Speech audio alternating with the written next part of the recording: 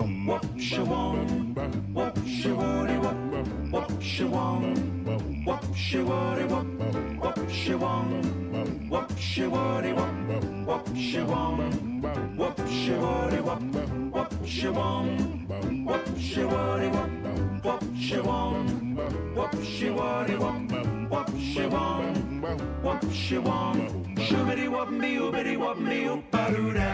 two. Good evening, good evening, good evening, good evening, good evening, good evening, good evening. Welcome to Game Night. That was not the start I was anticipating. Thank you for your patience and forbearance. Something's obviously changed with Windows or maybe it's Karma punishing me for saying right at the end of season 19, we've gone the whole of the season without a B-sod. And it gave me some grace for the 500th episode. And then the first opportunity it could in season 20, have a crash. But, curiously, not blue. Weirdly. Get down, you. So yeah, where was I? Ill Monday, Tuesday, back at work Wednesday morning. Well, I'm not going to show you the programme again, in case that's what it was. No, it's still episode 501, Bruce, I'm afraid. No. If we're counting crashed episodes, Dexter, get out. You know what? You go away. You are in useless. You be gone. If we're counting crashed episodes, we're on about episode 800 by now. I went through a phase of having like 3 or 4 streams for one episode, which is, not the way. Is it the temperature? I mean, it's only 25 degrees in here, so it's probably not the temperature. Plus the fan is on, my lucky fan. I think there must have been a Windows update that something doesn't like. I'll try updating OBS at some point. Anyway, here's a message from our sponsor, Cola.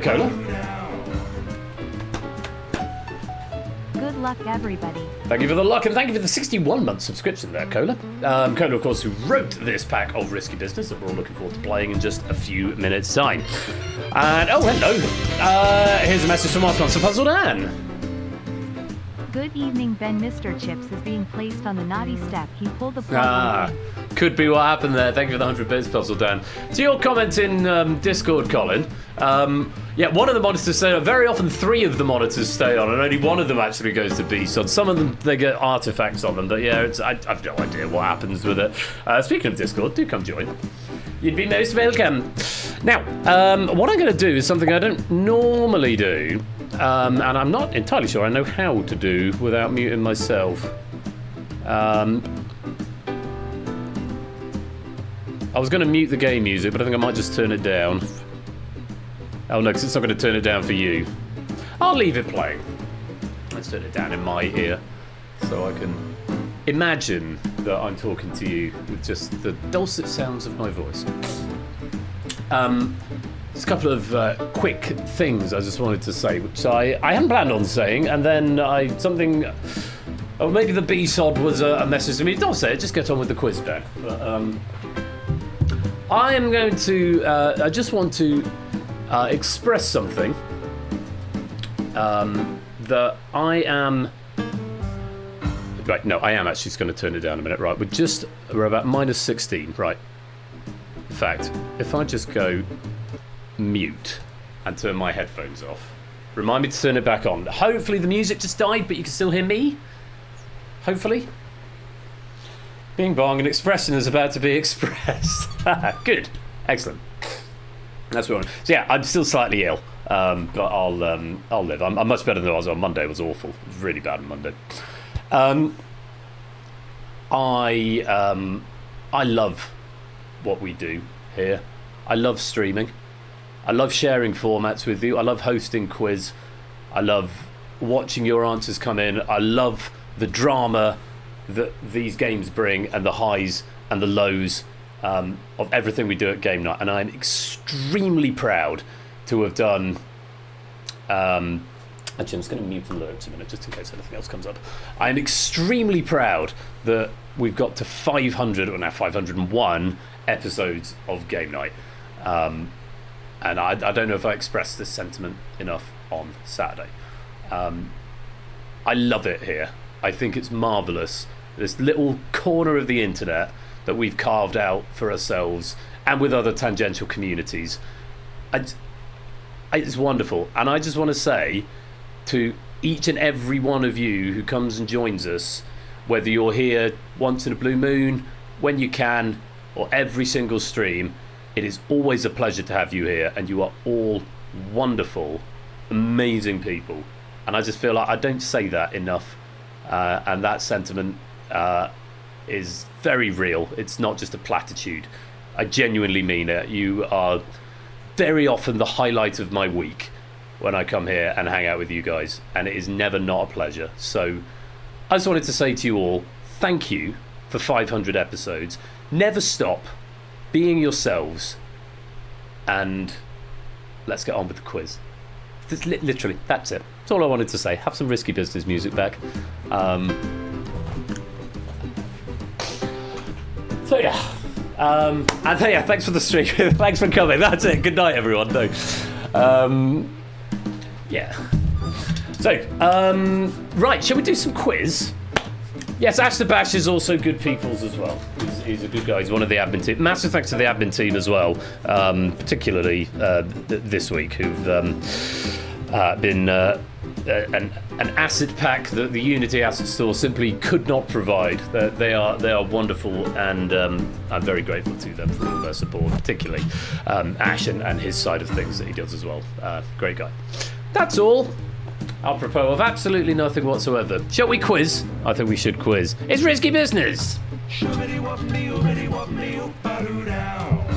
Okay, I think most of us have played the game before, but... Oh yeah, headphones are back on. Thank you, G. Isons.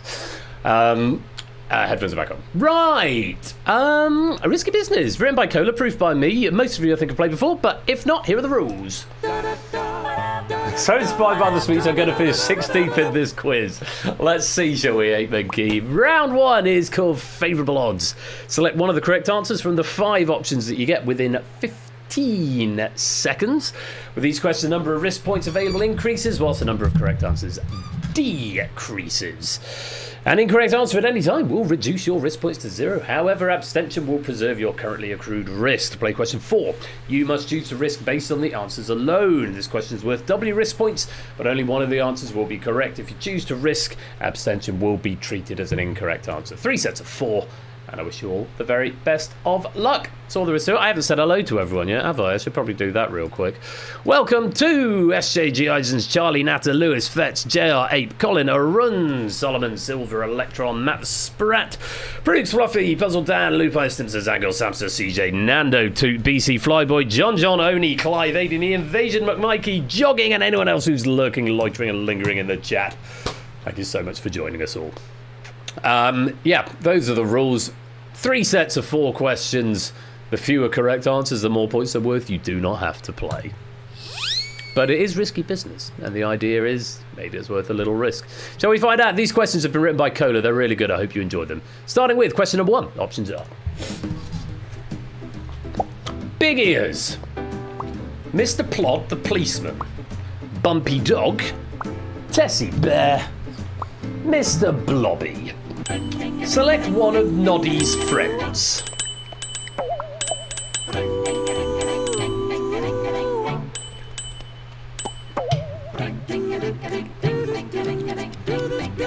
Are they really his friends, though? We'll never know. Welcome on in, Riff. Good to see you. All of them but Mr. Blobby. Mr. Blobby is an existential nightmare from Crinkly Bottom in the 1990s. I suppose Mr. Blobby is what you could loosely describe as a real character, whereas the other 4 are all fictional, created by Enid Blyton. Yes, Big Ears, Mr. Plod, Bumpy, and Tessie Bear are all Noddy's friends. Lovely stuff. If you've got some points there, on we go. An existential nightmare from Crinkly Bottom. That's just Noel Edmonds generally, isn't it? Really? Or Mr. Blobby generally. On we go. Question number 2. 5 options. 3 of them are correct. 3 points if you can find one. And only welcome to the game. Here we are. Options are Toaster, Cravat, Ascot, Bolo, Stief. Select a type of necktie.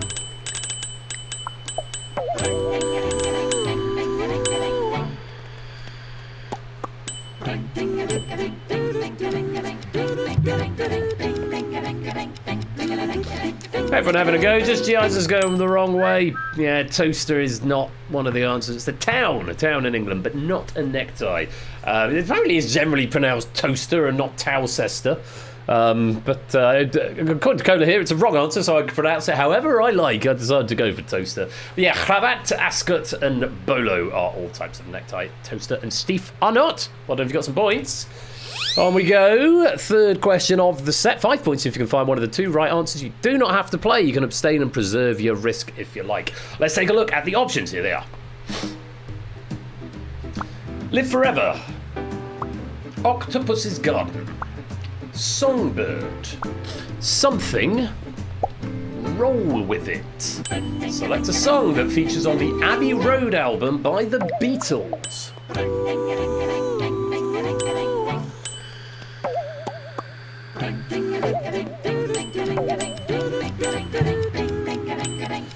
A few abstentions in here. I cannot say I blame you. Dan, you beat me to it. That's my line. Shame. You get the shame bell for that. I've only got the shame, not the bell. Yeah, I hear they're overrated as well, Dan. Dan nicking my line.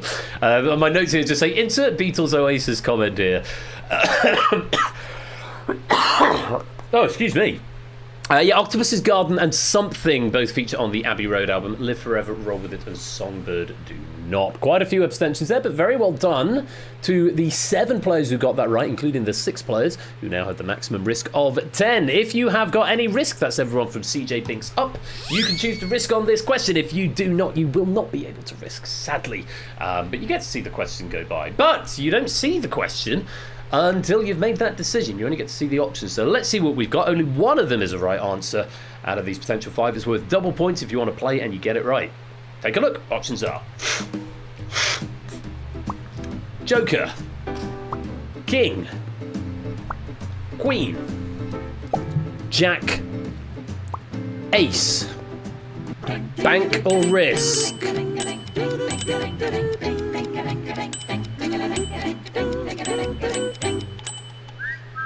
Quite a few going for a little risk there, and I still don't debug the number. Oh, I'm going to have to count you. 1, 2, 3, 4, 5, 6, 7, 8, 9, 10, 11, 12, 13, 14 players risking there, including 3 Fluffy, Jeff Green, and Volob with the maximum risk. Let's see what the question brings. Is it going to be a rug pull? Is it going to be what you expect? And welcome to the game, Conrad Lack, and reordering the board. Let's see what the question brings. Good luck. Select someone who played at the BBC's Last Night at the Proms 2025.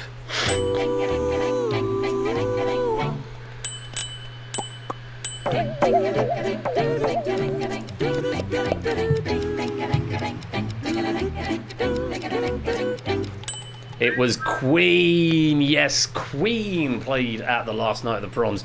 A symphonic performance of Bohemian Rhapsody. I'm not sure with the Queen, but I mean, Freddie Mercury's been dead a few years now. But Brian May was certainly there. Also featured Bill Bailey playing Leroy Anderson's The Typewriter. Which is interesting because I happen to know that piece of music. I've not played it before, but it's very quirky. I've been meaning to arrange it for piano and typewriter for some time, but it's quite fiddly and there's a lot of fast string movement. So welcome Stilgar, welcome to the game. Lots of players joining midway through. You're very welcome. But yes, Bill Bailey playing the typewriter. Put the microphone down there. You can do it on a mechanical keyboard, but I'm not going to press too many buttons on it. But yeah, good piece. It's worth your time. It's worth sort of 3 minutes of your life if you want to go watch Bill Bailey playing the typewriter at the Last Night at the Proms 2025. Well done if you managed to get some points out of that. Let's pop them into the bank. There's our first set of questions done. We've got 2 players with a maximum of 20. Fluffy Bunny and Volob have got 20. Quite a few there with 10 as well. A smattering with 5. CJ with 3. And a handful yet to score. But don't worry, we've still got lots of questions to go. Let's go on to our next set of 4. Comedy fan, Conrad Lack, Stilgar. Welcome all of you to the stream as we load up our next 5 options. 4 of them are correct. 2 points if you can find one. Here they are. Azure. Purpure. Jules, Vert, Weasel. Select one of the 5 principal colours in heraldry. I think the typewriter model is specified. You can get away with sort of anything. Hey, I see you agree. Love to see it.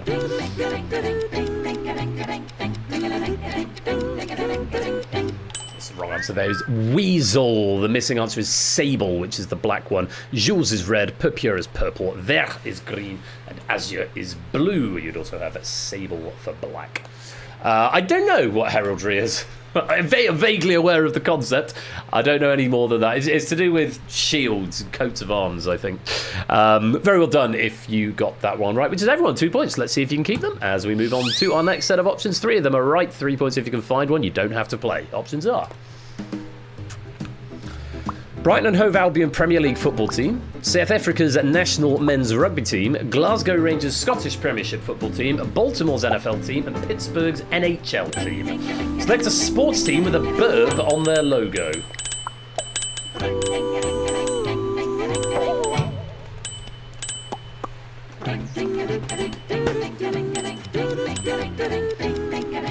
I'm just going to see what my dog is doing. Then I'll give you some info.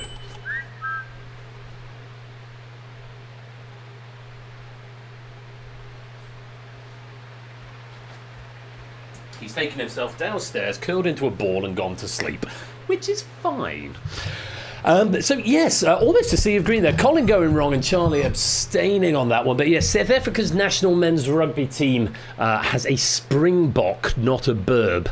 And it's a lion on the Glasgow Rangers Scottish Premier League football team. Again, not a burb. Brighton, which is just up the road from here. My girlfriend works in Brighton and is actually staying there tonight. I'm on my own tonight. I've got a night it's just me and the dog and the cat. She had a late finish and another early start, so she's staying with a friend tonight. But yes, they've got a seagull on the Brighton and Hove Albion kit.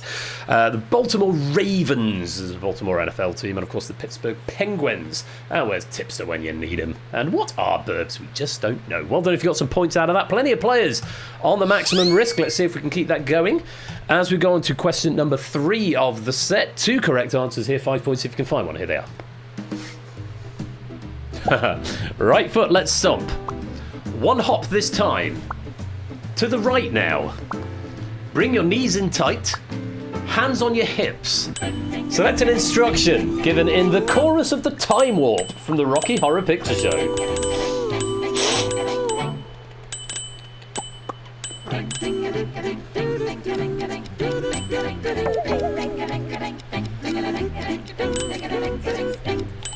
It's got to be fun to say, yeah. Cha-cha, real smooth.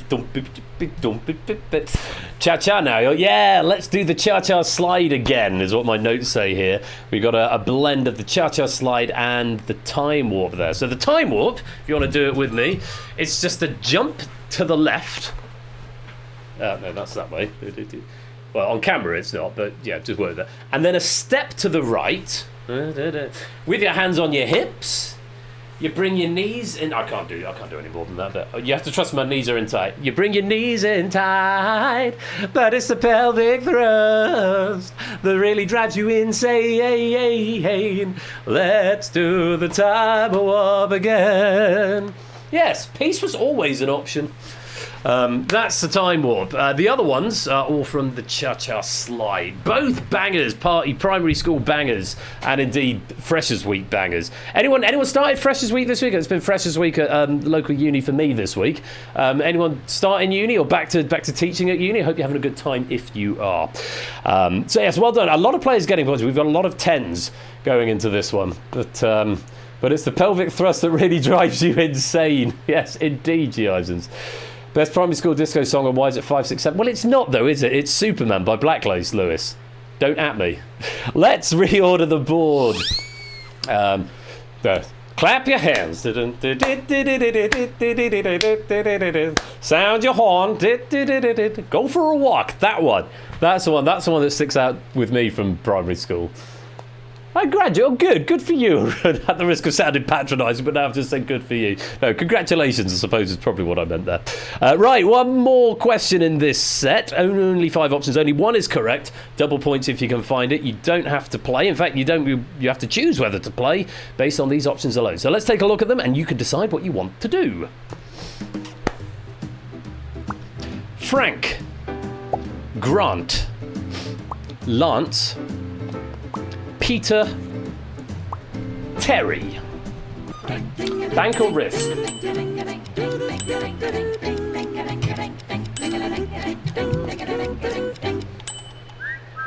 Not many going for that. Volop, Ape, Clive, Jeff Green, and Silver Electron. All of them on the maximum 10 points of risk. Everyone else's risk going straight into the bank. No, lots of shaky heads happening here. Nah. Well, I like this question. I enjoy this question a lot. Let's see if these 6 players like it as well.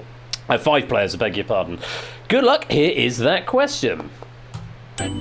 Select a name that is not also a verb.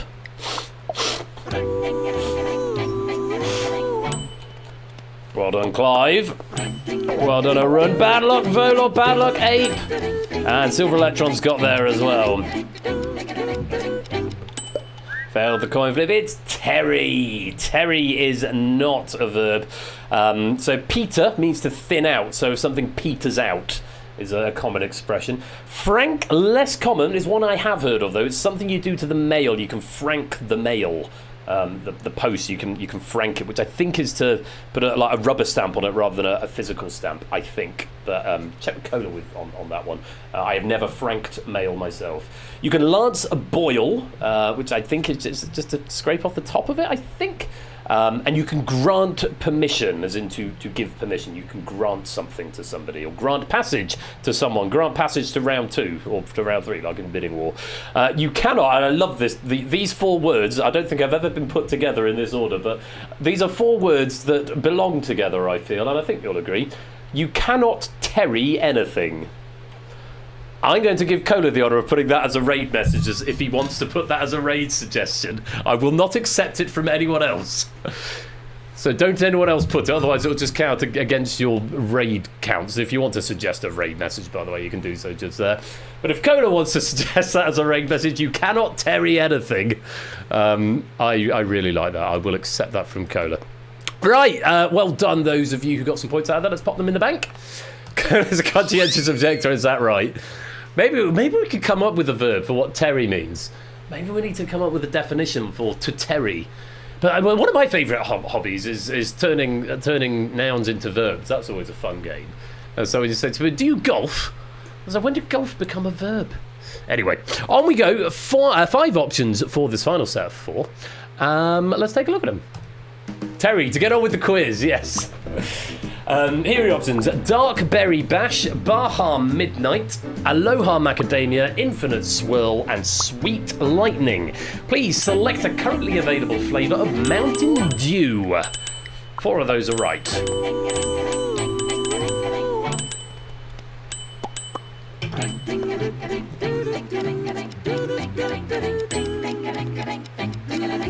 Conrad Graham's going to have a punt. Nope, okie dokies. When it's the first question of a set, you might as well take a punt, but never mind. Yeah, they're all Mountain Dew, apart from Aloha Macadamia, which comes from the Ben & Jerry's Flavour Graveyard.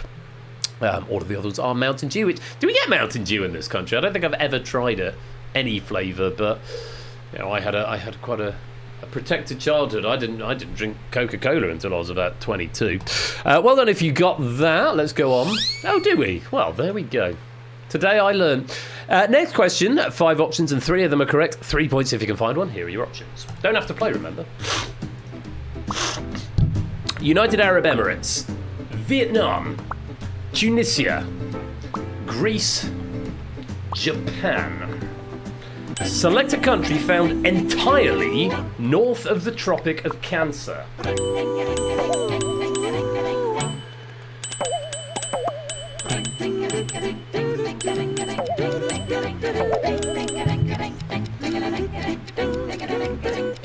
A few wrong answers coming in there. Yeah, the UAE and Vietnam are incorrect. Vietnam is found in the torrid zone between the Tropic of Cancer and the equator. The Tropic of Cancer passes through the United Arab Emirates, so it is not entirely north of the Tropic of Cancer. Tunisia, incidentally, is considered a temperate country, not a tropical one. And assuming that word tropical comes from countries that lie within the tropics, and I had never made that association before, but I'm assuming that's where it comes from, which is quite exciting if it is. Well done if you got some points out of that one. Shall we go on to the next question? 2 correct answers up here, 5 points if you can find one. You do not have to play. Oh, it comes from Tropicana. I see, yes. I forgot that drink predates the Mercator projection. Here we go. Let's take a look at the options. Here they are. Torquato Tasso, William Peter Blatty, Afra Bean, Robert Bloch, Lawrence Stern. Select an author of one of the top 10 horror novels, according to The Guardian.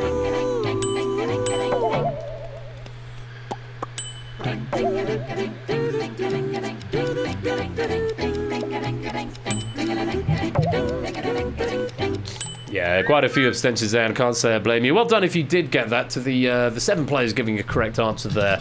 The only author there I actually knew was William Peter Blatty, who wrote The Exorcist, which is number 4 on the list. Robert Bloch, the other correct answer, who wrote Psycho, which is number 6 on the list. The others, all the wrong answers there, all authors and poets from the 18th to the 16th century. Yes, William Peter Blatty or Robert Bloch would have got you points there. Very well done to those who got that one right. If you've got any risk, which is everyone from 8 upwards, you can choose to risk on this question, but if you do, you are bound to play it. Let's take a look at the options for double points. Here they are.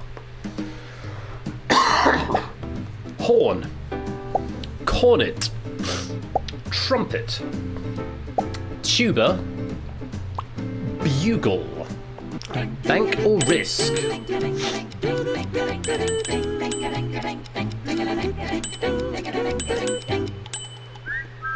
Okay, a few people having a go here, about a dozen or so. 3, 4, 5, 6, 7, 8, 9, 10, 11. Yeah, 12. It doesn't exactly. Everyone else's points go safely into the bank. Just Clive risking the maximum here. Let's see if that was a good move. Here is your question. Select the brass instrument that, with the, is a satirical news podcast created by John Oliver and Aldi Saltzman.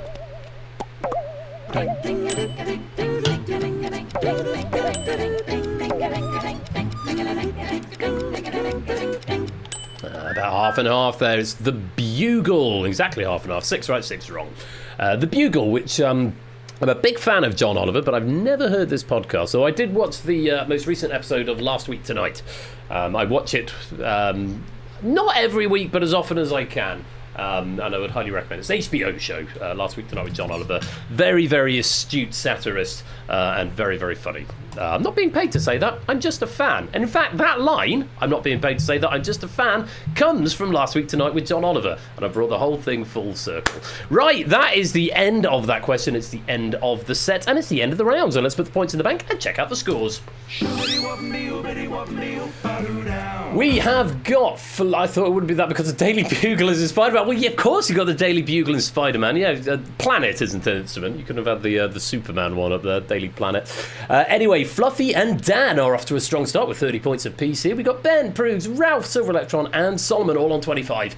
And AB Clive, Colin, Natter, Fett, G. Isens, Arun, JR, Matt, Oni, Riff, Silent Marine, Volab and Woollyback all in tied third with 20. That's a lot of medals currently going out. Let's see if we can change this state of affairs moving forwards. We've got CJ on 18, Flyboy Prey, Stilgar and Simpsons Angle on 15. Charlie's got 12, 8 and Conrad Dorbanger on 10. Graham's yet to score. Still plenty of time though. And Silent Marine, welcome to the stream. Oh, lots of lovely raid messages coming in. I will filter through those in just a little while. For now, let's take a look at the rules for round 2.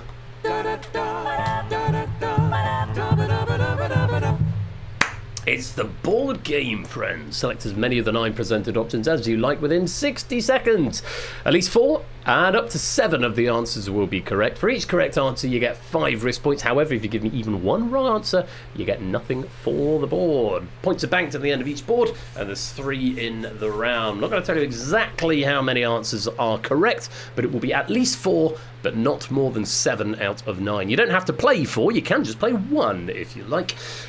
Quick reminder of the workflow of this one. You can deselect and you can reselect if you like on the device. There'll be a big tick on it if it's selected. What you must do, though, before the time runs out is press submit. If you just leave them, it won't automatically take your answer. I know it does for Wipeout, which is a similar format on Ash's side of things. That does automatically take your answers. This one does not. You must actively press submit. However, once you've pressed submit, you cannot undo. So there'll be a timer on your device. You've got 60 seconds. Use that time wisely, but make sure you press submit before the end. Very best of luck to you all.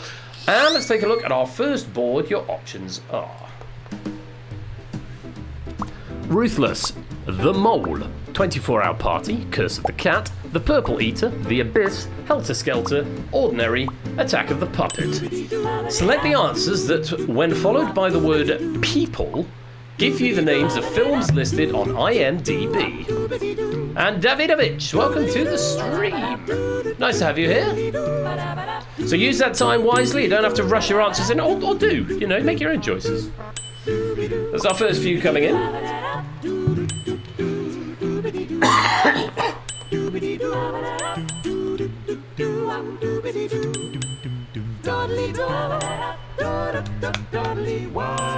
Boom, boom, boom, boom, boom, boom, boom, boom, boom, bum, bum, bum, bum. That was the wrong key. How embarrassing. Okay, last 10 seconds or so. So now is the time to be thinking about finding that submit button. Here come the ticks. Ben, Silent Marine, Grams. Last chance. Nothing for Grams there. Okay, not bad. Quite a lot of green up there. Let's go finish off my cider. Yeah, your right answers there. Ruthless, so Ruthless People, The Mole People, 24-Hour Party People, Curse of the Cat People, Ordinary People, and Attack of the Puppet People. Note from Cola, a few of the correct answers are a little obscure. No apologies. I don't think any apologies are necessary at all. That's the idea of the round. The Purple Eater People, The Abyss People, and Helter Skelter People are not, I'm afraid, correct answers. How did we do? Most players getting out of the highest, number of answers is 4. Conrad H, Still Gone Matt J, and Proves all finding 4 out of the potential 6 up there and getting themselves 20 points. 20s, 15s, and 10s going out there. Very well done. Let's put those points in the bank. And we've still got a bit of a tie going on here, but Proogs and Puzzle Dan in the lead with 45, Fluffy JR, Matt, Silver Electron in second with 40, and then lots of players with 35. Shall we have another? I think we should have another. Take a look at these options. Back to the Future trilogy, Horizon Adventures, The Incredibles, Baking, Rock Band, James Bond Skyfall, Brawls, Star Wars The Force Awakens, Jurassic World. Select the answers that follow Lego to give genuine Lego video games. Re-roll the Mole People. Nice. Now, let's go find my vape source and then I will be right back. Don't forget to hit submit before the end.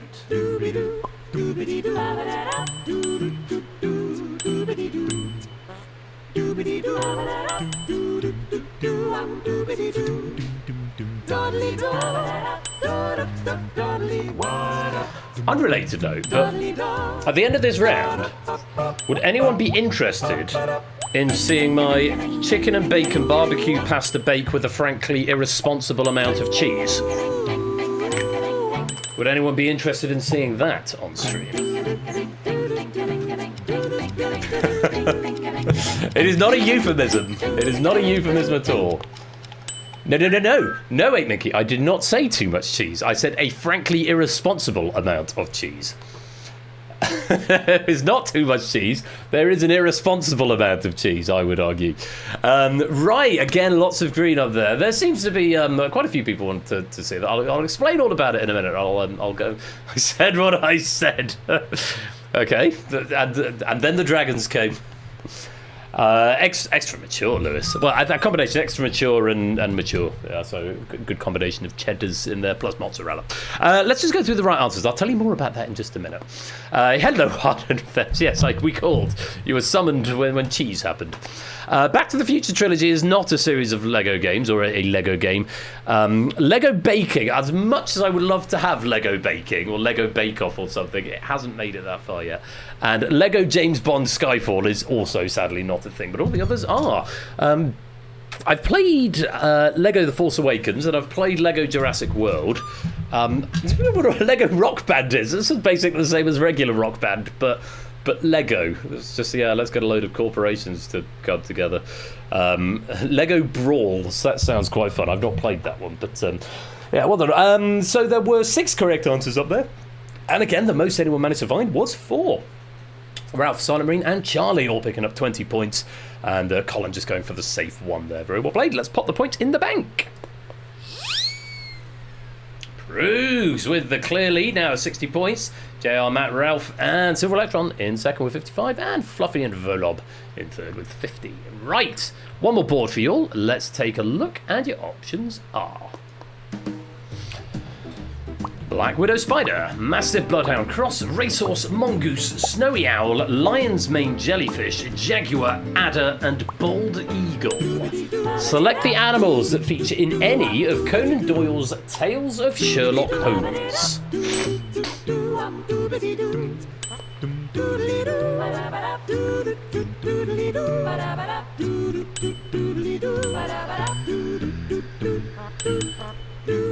Love a bit of Sherlock Holmes. Do you know the animals that feature therein?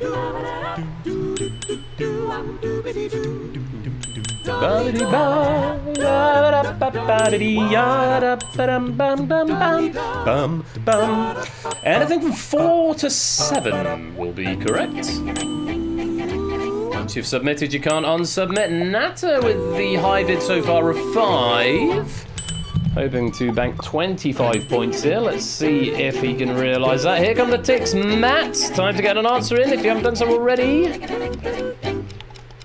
And we're just out of time. Ooh, not quite so much green going on there. That gamble has not paid off, Natter, sadly. The most players managed to find there were 3. Still got Riff and Volod. There were only 5 answers up there that were correct. Mastiff Bloodhound Cross, which features in the Hound of the Baskervilles. It's a weapon, the Mastiff Bloodhound Cross. It's a weapon in the Hound of the Baskervilles. Racehorse. Where's Racehorse on my notes? Yes, Silver Blaze. Oh, have you DM'd me, Jill? How exciting. Okay, right you are. Yes, Silver Blaze is a racehorse who's a victim in one of the books. Mongoose, another correct answer. The Adventures of the Crooked Man is an accomplice in the Adventures of the Crooked Man. Is Silver Blaze the name? No, Silver Blaze is the name of the book, of the story, I think, rather than the horse, possibly. Lion's Mane Jellyfish is... Where's Lion's Mane Jellyfish on my notes? Yes, Adventures of Lion's Mane is the murderer, the Lion's Mane Jellyfish. And I think spoiler alert, probably. And Adder as well, Adventure of Speckled Band, murder weapon. Horse and the Adventure, Silver Blaze. Thank you for confirming there, Cola. Unfortunately, Black Widow, Spider, Snowy Owl, Bald Eagle, and Jaguar are all incorrect answers, so very bad luck if you wiped out on that one. And well done if you've got some points. Let's pop them in the bank and check out the scores come the end of the board and the end of the round. Well, Prues, are you sat down, my dude? You are in the clear lead with 70 points. 5 points clear of Volob in second with 65. And we've got Fluffy, Ralph, Riff, and Stilgar still persisting with this 3-way tie with 60 points in third. Lots of other big points up and still on the board in this game, so it's not a done deal yet. We've got CJ on 58, JR and Matt, Silver Electron and Solomon on 55, AB me and Dan on 45, Charlie on 42, Ape, Colin, Fetz, No, Silent Marine, Stimpson's Angle on 40, Dorbane's got 35, as has Flyboy, as has G. Isons, Conrad and Jeff Green and Woolly Bag are all on 30, Ben's got 25, Clive and Natter on 20, Prey on 15. So still time to trip over the edge of the map. There is indeed, because you know what is coming in round 3, don't you, my dude? As I'm sure many of you do. If you've not played before, you're in for a treat. It's time for this or that. Yes, this or that. You need to select the correct answer from the 2 options within 7 seconds. 7 seconds goes by jolly quickly as well, so make sure you press post haste. Don't waste time. Answering correctly earns you increasingly more points. So 1 for the first you get right, then 2, then 3, then 4, and so on. If you get all 15, that adds up to a total of 120 points, with 15 points for the 15th question. Give me a wrong answer. You reduce your risk points to 0 and you reset your streak. What a shame. That would be a tremendous shame. But if you abstain, you can preserve your risk points, put them into the bank, keep them safe, but it does also reset your streak and you start counting up again from 1. So sometimes it's worth a risk if you've only got a couple so far in the bag and there's still plenty of questions to go. It might be worth a risk if you're half sure. Other times, if you've already got 6 or 7 questions right in a row and you're really not sure, sometimes an abstention is a good policy. Stick them in the bank and start again. Keep rebuilding to keep your eyes on the scores for what your other players are doing, because we can have big jumps from behind in this round, and it's always very, very exciting. So, I was going to show you my pasta bake. Maybe I'll show you during the continuity in the middle. Yeah, I'll tell you all about it. It will be very exciting. Remind me then. So, good luck to you all. Fingers on devices. Question number 1. This or that options are Aladdin, Lion King, A Whole New World, 1992, should probably add. I can show you the world, shining, shimmering, splendid. Tell me, princess. Yeah, musical moment here. Yeah, great song. Not that The Lion King doesn't have great songs. I mean, all 90s Disney songs are bangers, really, aren't they? But yeah, Aladdin is the answer, and that is a song, A Whole New World, 1992. Is Cola right in my next NQL Disney pack? Cola would do an excellent job of the next NQL pack, to be honest. Excuse me. As whenever Cola puts suggestions in, they're always bangers. But yes, Whole New World. I never forget the time I was at university and someone presented me with a page of a score to accompany them in this version of A Whole New World. And there was a typo in the title, and they called it A Whole New Hole, but with a W. So a whole new. So the word whole had obviously been repeated somehow. But yes, that caused no end of laughs. A whole new hole. For years afterwards. Anyway, well done if you got that. Let's go on to our next question. Question number 2, this or that. Options are... Yeah, I thought A Whole New Hole might come in as a raid suggestion. You've got both variations from JR and Riff there. I'll give those a look later on. Here we go. Question 2, this or that. Options are... Lemony. Minty. Series of Unfortunate Events, 1999 onwards.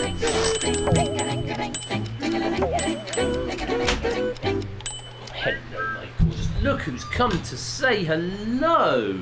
Come on, and you're not going to crash the stream this time, are you?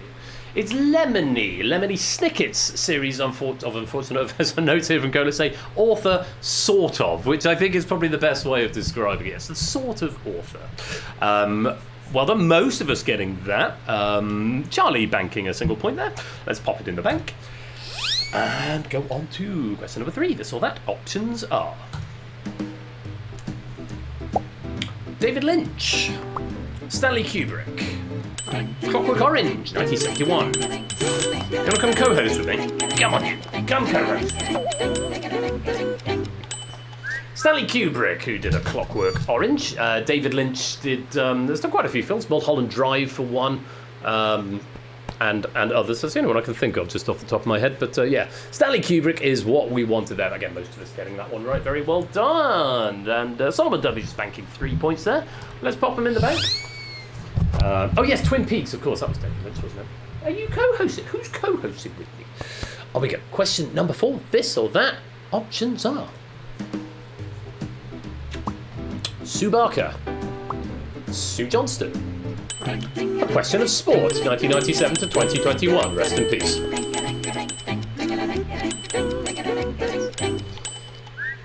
Couple of banks there. It's Sue Barker. She's a host of A Question of Sport, or certainly one of those. I don't think she was for the entire run. Or was she? Did she host it for the entire run? I can't even remember now. She was there a very long time, I know that. G. Eisens and CJ banking 6. Conrad Lack has still got banking 6. And Dorbane banking 3. Lovely stuff. Eamon Hughes, bring back Paddy McGuinness. Let's pop those points into the bank. And Ligomaniac, welcome to the stream. Lovely to have you with us. Up to question 5 there. Let's take a look. So that options are Max Zorin, Hugo Drax, A View to a Kill, 1985.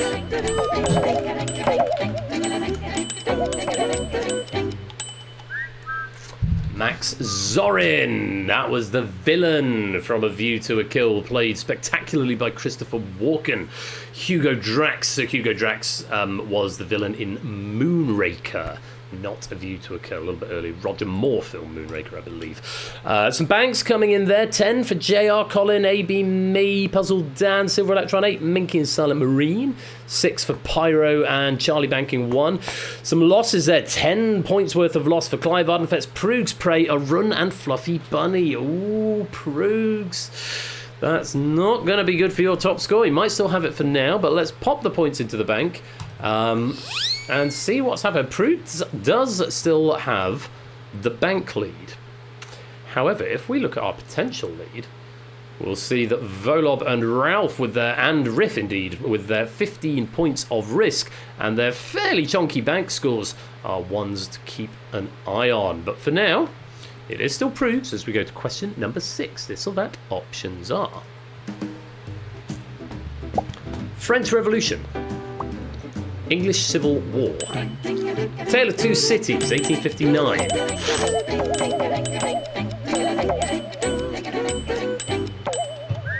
Charles Dickens' famous book, A Tale of Two Cities, set before and during the French Revolution. Very well done if you got that one. Oh, Stimson, Natter and BC all losing 15 on that one. Get a pain button there. Lupine as banking 15, Conrad Lack banking 1. Very well done there. Let's pop them in the bank. It is one of the cities, Silent Marine, the other one being Paris.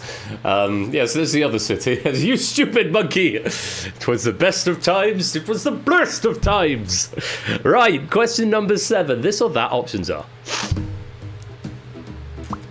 Stephen Hawking's Stephen Hawking, A Brief History of Time, 1988.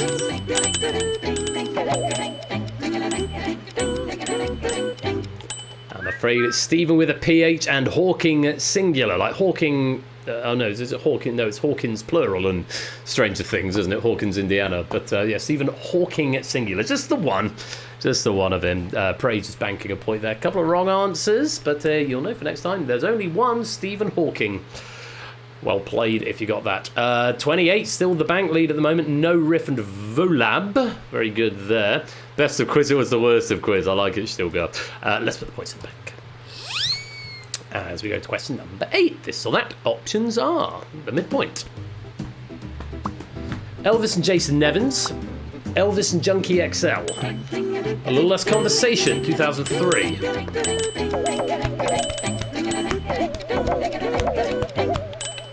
Ooh, more people getting that wrong than I thought. It was Elvis and Junkie XL. It is a massive jam. Now, I always knew this because this came out when I was in high school, and I remember hearing it on the bus, on the school bus.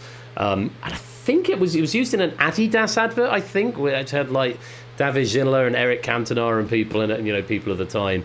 But it was a really good remix. I always knew it as Elvis versus JXL. But it is officially listed as Elvis and Junkie XL, which is the full title there. But yeah, a little less conversation, a little more action, please. Riff losing 28 points there. Oh, my dude, I need to go to the soundboard for this. That's a shame. Yes. What a shame. Flyboy losing 15 points as well, but we've got some banks coming in. Wooly back banking 15 there. Still got banking 3, Pyro banking 3, and Charlie banking another 1. Let's put them in the bank. And Ralph has taken the bank lead with 75. Proves now in second with 70. Stilgar in third with a very nice 69. But look at Volob right here. 65 in the bank, 36 risk. Can they hang on to it? Is hubris going to play a part in this game? We will see as we move to question number 9. This or that options are Flick, Hair, A Bug's Life, 1988.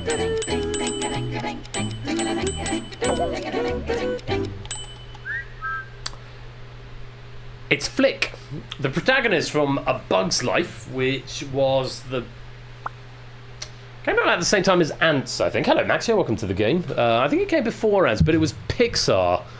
But it was post-Toy Story, but pre-Toy Story 2. I think it was the second Pixar film. And I think I saw it once when it came out at the cinema, and I've not seen it since. But I think it had Steve Buscemi in it as the grasshopper, who was called... someone's going to tell me in chat in just a minute.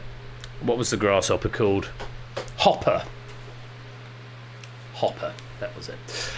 Flick, though, was the protagonist, who I can't remember who voiced Flick, but there we go. Underrated Disney film? Well, I've only seen it once when I was about 10, so I can't possibly comment. Colin and Puzzle Dan putting 3 in the bank. Let's put them in there now. As we go on to question number 10, this or that options are... Dirty Harry, The Man with No Name, Fistful of Dollars, 1964.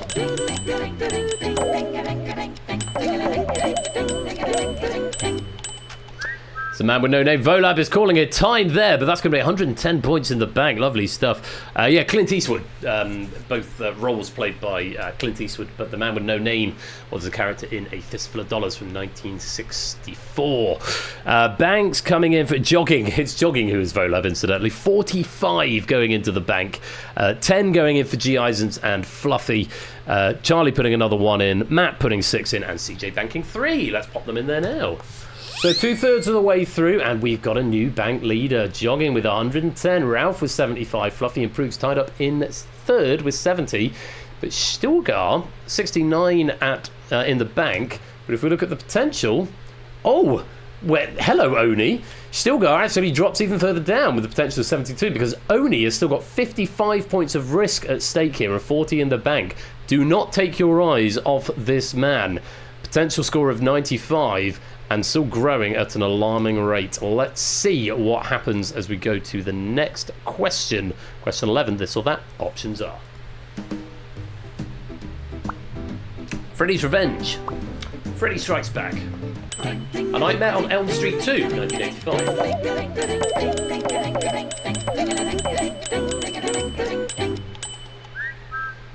And no is exactly what Oni is saying to that question as he puts 55 points of risk into the bank. It's Freddy's Revenge is the subtitle of Nightmare on Elm Street 2.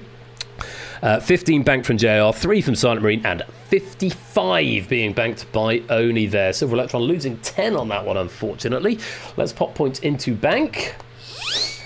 And Oni now into 2nd place, trailing by 15 points behind Volab. So it might be a little too late, but we've still got 3 questions in the game. 12, 30, 4, beg your pardon, 4 questions in the game.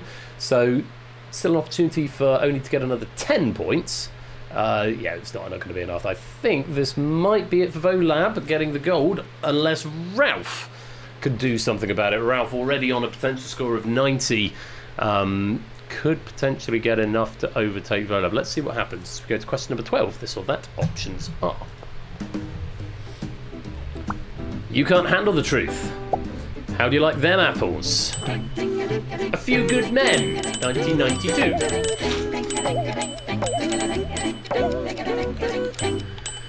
Yeah, very famous military courtroom drama scene with Jack Nicholson and Tom Cruise going, I want the truth, and Jack Nicholson going, you can't handle the truth. It's A Few Good Men, which was Aaron Sorkin. Is Aaron Sorkin the writer? I don't think it was David Fincher who directed it. They've only worked together on 3 films. I think it was Aaron Sorkin who wrote A Few Good Men. How Do You Like Them Apples is Good Will Hunting, I believe. Spoken by Matt Damon after getting the phone number of... Is it Minnie Driver in Good Will Hunting? God, I haven't seen Good Will Hunting for years. I'm not even sure I finished it. I think I watched the first half an hour and fell asleep, to my shame. Anyway, CJ putting a point in the bank, Lupine putting 15 in, Stimpson and Woodybat putting 6 in, and Dorbane putting 10 into the bank. Matt Damon, yes, that one. It was Aaron Sorkin who was the writer. Good to know. Right, with 3 questions to go, let's take a look at question number 13. This or that. Options are... E.M. Forster, C.S. Forrester, Room with a View, 1908.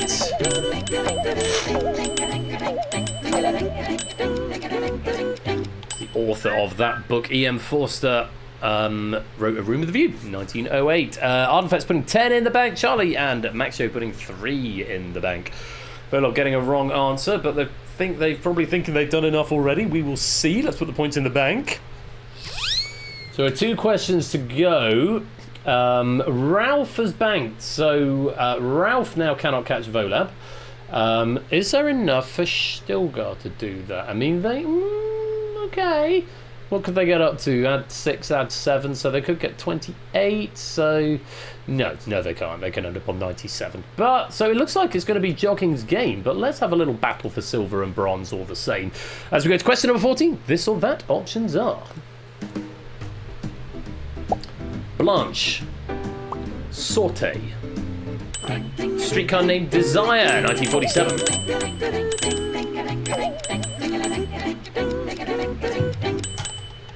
Blanche was the lead character in A Streetcar Named Desire, not Cooking Methods as you may have thought. Natter losing 28 points there.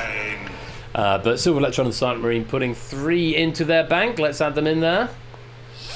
Well, crap indeed. Final question of the game. Let's see what it brings. Good luck to you all. Question 15, this or that. Options are Fauvism, Pointillism, A Sunday Afternoon on the Island of La Grande Jatte, 1884 to 1886. That is Pointillism. That is not how you spell what I was looking for. What?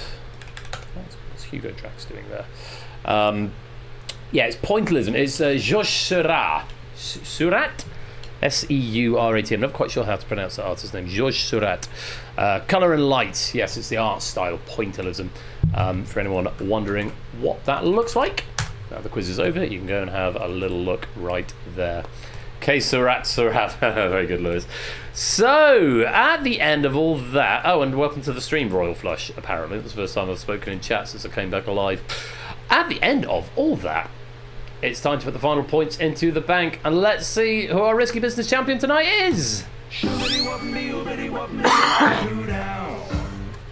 Well, we've got a tie, and look at this. Stilgar has taken the bronze medal with 90 points. It's Ralph and Oni who tie for the silver with 96, but with a very respectable 110 points. Your gold medalist and champion tonight is Volab, aka Jogging. Well played.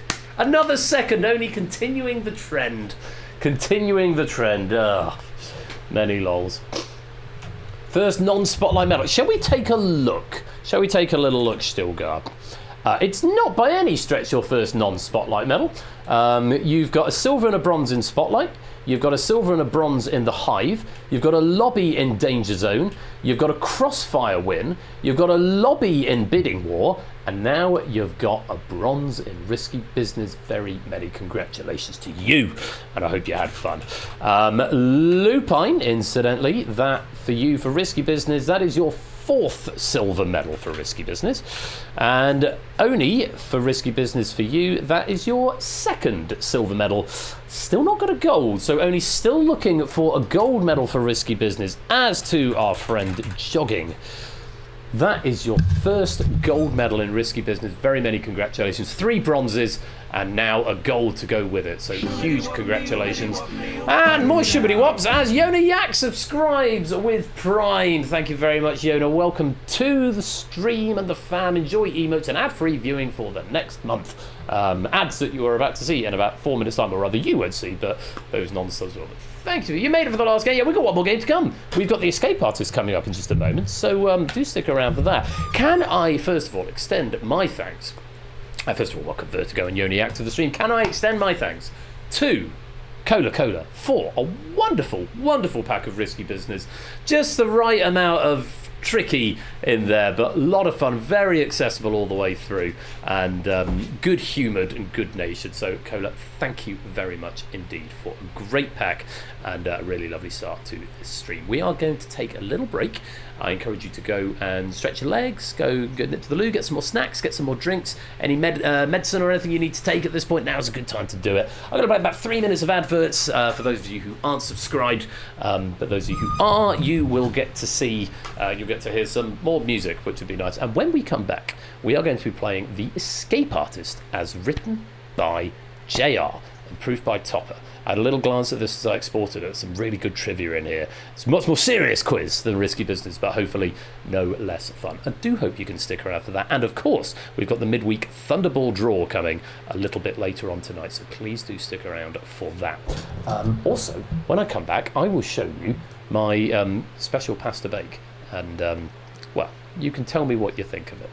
Thank you once again to Cola for that pack, and congratulations to Jogging, our Risky Business champion. I hope you've all had fun, and I will see you for The Escape Artist after the break. See you then. Shoobity wop me oobity wop me oo. Wop shawon. Wop shawody wop. Wop shawon. Wop shawody wop. Wop shawon. Wop shawody wop. Wop shawon. Wop shawody wop. Wop shawon. Wop shawody wop. Wop shawon. Wop shawody wop. Wop shawon. Wop shawody wop. Shoobity wop me oobity wopity oo. Wop shawon. Wop shawody wop. Wop shawon. Wop shawody wop. Wop shawon. Wop shawody wop. Wop shawon. Wop shawody wop. Wop shawon. Wop shawody wop. Wop shawon. Wop shawody wop. Wop shawon. Wop shawon. Shoobity wop me oobity wop me oo. Ba-doo now.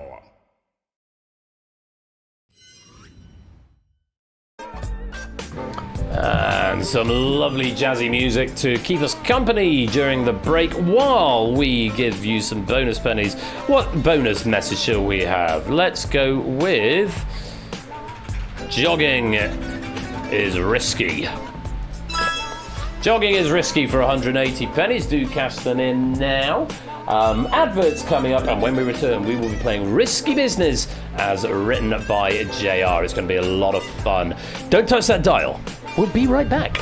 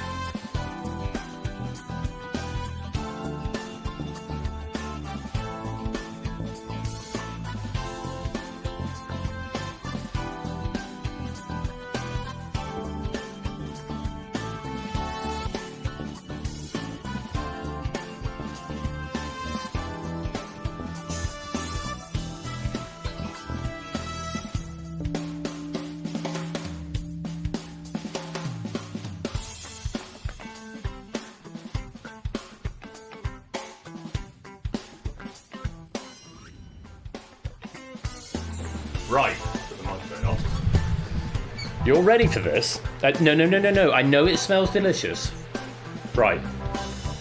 Here is Ben's homemade chicken, bacon and ham pasta bake with a frankly irresponsible amount of cheese. Yeah. It's a glorious thing. You might be thinking, why have you got an entire pasta bake and not eaten any of it? Well, the reason for that is, tip it upside down, like, actually it probably would stay in, but I don't really want to risk it.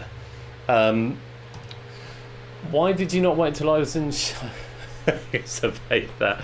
I can bake it next time you come to Chai Vegas. Now, here's the thing.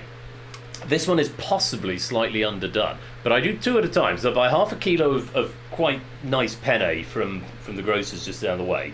What's in there? There's a chicken breast baked for half an hour and then drowned in barbecue sauce and ripped open with a pair of forks. There's 3 slices of ham off the bone, both of those from the butcher's, and there's about that much in the way of streaky bacon lardons. I'm not going to say bacon hard-ons like I said last time. I said bacon lardons in public. And the bacon lardons are fried from cold, so you start in the frying pan cold, gradually bring the heat up, then add half a cup of water till that's all gone, and then they go in. They just add more texture rather than taste. The ham gives you the sort of the bacony, the hammy sort of taste, and then the pulled barbecue chicken is there. There is then 250 grams of extra mature cheddar and probably about 250 grams of regular cheddar, grated and sprinkled and mixed in at various intervals. There's a nice pasta sauce that I get from Tesco's, which is a sort of a cheese-based pasta sauce with a bit of milk added in, all stirred in, and then there's an entire ball of mozzarella sliced onto the top. And I did 2 of these, which is why that one's not been eaten, because there's so much. I can fill both of my glass dishes, and my other glass dish, which is slightly bigger than this one, has still got over 2/3 of it left, and that's after I had a portion for dinner. So, I'm going to have pasta, and when I do it like that, I cook it like that, it costs me about £10 in ingredients, takes me about an hour and a half to prep and cook, and then I've got food for like 5 or 6 meals, possibly slightly fewer than that if there's more of us, there's more than just me, but it's an unbelievable thing. It's wonderful. And I just felt like sharing that with you all. So I'm going to take it back to the kitchen. Otherwise, I'm going to be hiding it from the dog for the rest of the stream. Where are we? Do you want to see this?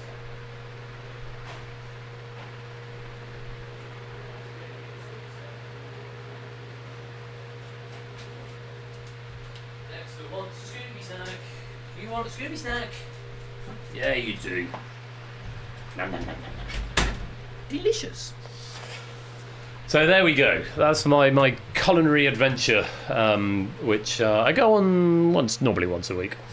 Anyway, welcome to Maxio, Sir Espion, Pyro Pygmy, Woolly Back, and the real Mr. Cairo. First time chatter I think I saw there. Welcome to the stream, all of you. Hope you're keeping well. So I'm putting on a positive attitude tonight because actually, all things considered, it's been a pretty rubbish week between being ill. There's been some good moments as well, but conveyancing stuff and house stuff is going quite gradually, shall we say, more gradually than I would like, and there's other issues that are arising, and I'm not quite sure how they're going to end up panning out. So I'm a little bit not happy about that, but we'll see what happens. I'm trying to keep a positive attitude, and this is a really good avenue for me to practice my positive attitude. So hopefully house move is still going to happen at some point. It's not fallen apart yet, but there are complications with it which are quite annoying. But that's all I'm going. You don't want to hear about that. So here is a place to come to escape from real world troubles and real life dilemmas, and practice having a good time doing quiz and just being with friends. So yeah, that's something I meant to add earlier on. And so it's been not one of the better weeks for me this week, but say Penn and Teller last night were really, really good, so that's encouraging, and it's lovely to be back with all of you, and I hope you're having a good time. Now, just to do a couple of bits of quick continuity. Now, I know Ash has been having a very busy time at work this week, so he wasn't able to stream last night, and he's gigging tomorrow night, so he's not going to be here tomorrow night, but I believe he is planning on doing 2 streams next week, Wednesday and Friday. You should definitely... Penne and Teller, very good. should definitely go and give him a follow. He's going to be here. I think Outright has been promised. I think 1 versus 100 has been mentioned. Euroquiz obviously was a great success last week. I was lurking for the duration of that. It was open in the background. I obviously had a lot of prep to do for the long Saturday stream, but what I saw of that looked really, really good, and I've caught bits of the VOD. So congratulations to Score Count and team on that event. It looked like it was really good fun, and from what I've heard since, it sounded like people had a really good time. So congrats again to Score. But yeah, do go give Ash a follow, who all being well, will be back with us next week. I'm going to be here this Saturday, so 2 days from now. What have we got? We've got Crossfire by Proogs, we've got Red Herrings by Stimpson's Angle, and we've got Spotlight by everyone. And last time we played Spotlight, it all went wrong, and it was at the end of quite a long stream, so we didn't actually get a proper game of it. So looking forward to having some proper Spotlight action this Saturday. So do come along and join us for that from 8 o'clock. That's this Saturday night, twitch.tv/royal_flush. And if you're just here in the week, next Thursday we've got Battlefront by John88, The Purge by Samster, and Data Leak by Quizzle. Again, very much looking forward to those. And a quick reminder that I'm not here Saturday week. That's the 4th of October. I've got a prior engagement. I've got a gig that I'm going to be at. So unfortunately won't be able to be with you Saturday week. But you'll be in my thoughts, and yeah, I'll look forward to seeing you on the 2 surrounding Thursdays. And of course I am here this Saturday. Remind me on Saturday that I broke Spotlight last time. Yes, Cola, you are due a trip to the Spotlight. And Mondo Bong, welcome to the stream. I will try and remind you, Cola, that you need to be our first Spotlight contender on Saturday night. So do come and join us for that. Now, we've got one more game to play tonight, and then, of course, the midweek Thunderball draw to look forward to a little bit later on. But first of all, this pack, which has been written by JR, it has been proofed by Topper. Very much looking forward to sharing it with you. I hope you've got your Unicons ready and your safety pins and your needles and your lockpicks ready, because it is time. I don't know whether this is lockpick, that's crying. Either way, get ready for the jailbreak, because, friends, it is time for a Thursday night edition of The Escape Artist.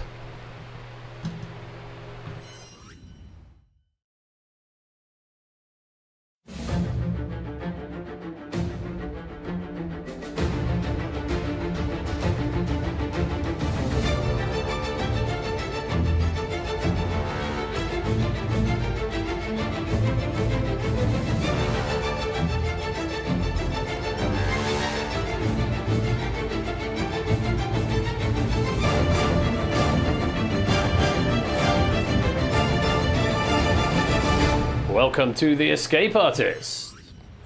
And GXHN is the code if you'd like to come and play. Why is the voice chat blue, JR? Well, did I say anything particularly sultry or seductive? My blue voice chat. Of course, you can come and join the voice chat if you want to come and hang out with the guys in the Discord. Link, as ever, is there. Discord.gg/Persephone. You come and join us. Now, we're looking for 37 players in this, and I've got 29 already. So I've got room for 8 more, and then I'm going to have to start the game without any further ado. So do come and join us quickly. Only join if you're definitely planning on playing. And because, yes, seats are limited. Seeing a few names coming back from earlier on, and again, apologies if you were here at the beginning and were bore witness to the crash. Huge apologies for that blue screen of death, which is at least for the first one that's happened since season 18. So halfway through season 18. So just I think there's a Windows update. Just Windows gonna Windows, but thank you for coming back to us. I really appreciate it. 2 more seats, or 2 more cells. Was it 39? It's going to go up to 39. It goes up to 39, not 37. So I've got 4 more seats. I survived the crash of September 25th, 2025. Yeah, as you can hear, I'm still a little bit fluey, a little bit crunchy in the chest. So, right. While we... I'm going to go through the raid messages. I'm going to filter them. And then we'll start the game with however many we've got. So do take this opportunity to come and join. P500 says, no, you can't have Happy 502nd stream. It's not the 502nd. Ay.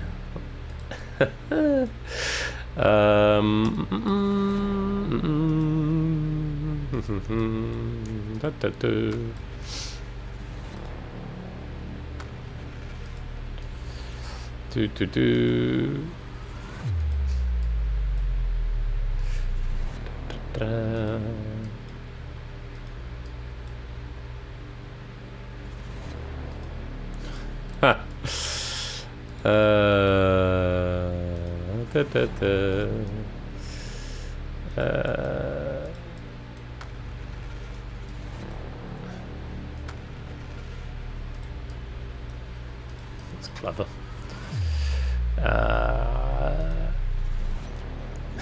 Clive, help, my eggs are solid. What? I like that. Like that a lot. Right, we've got 36. Apologies, just going a little bit quiet a minute. Just reading your very amusing raid messages. I've got quite a few in now, so opportunity still to claim a couple more if you'd like. Claim a couple more, write a couple more, suggest a couple more. 3 cells left, and I'm going to give you 30 seconds to come and fill them. And then our jailbreak will begin. Dare I show you the programme of Penn and Teller again? No, I don't dare. I don't dare. I'm not going to dare. I'm not going to risk it. Hello, rug. My dog has turned himself into a rug. Oh, and now you heard me talking to you, so you're coming to see me. Do you want to come and co-host? Chugging paracetamol for quiz boosts. I do not condone that sort of action. Do not abuse paracetamol. I've had to take a few of them this week just to sort of keep my head above water. Because, you know, I'm never quite sure. It wasn't my head. My head's broadly been okay this week. But so I'll take some paracetamol. I'll take the edge off it. Take the edge off what? You know, just take the edge off where? Just wherever the pain is. Paracetamol it's quite bad in my chest actually. So when coughing, so just numb that slightly just for a couple of days, and I've been off it since Tuesday, which is good. Right, 30 seconds have gone. So you have reached your race suggestion limit for this stream. That's a new feature, the operator, which is nice. My dog has turned into a rug. I like that as a suggestion. And chugging paracetamol for quiz boosts. Yeah, that just means you don't have to keep suggesting them. Right, here we go, gang. Flu and blue screens of death. Indeed so. 36 of you inmates tonight. Show dog. Is that a noun, show dog, or is that a request for me to show the dog? He's gone back to rug mode right at my feet now. He's licking my socks because he's disgusting. Right, let's lock you in.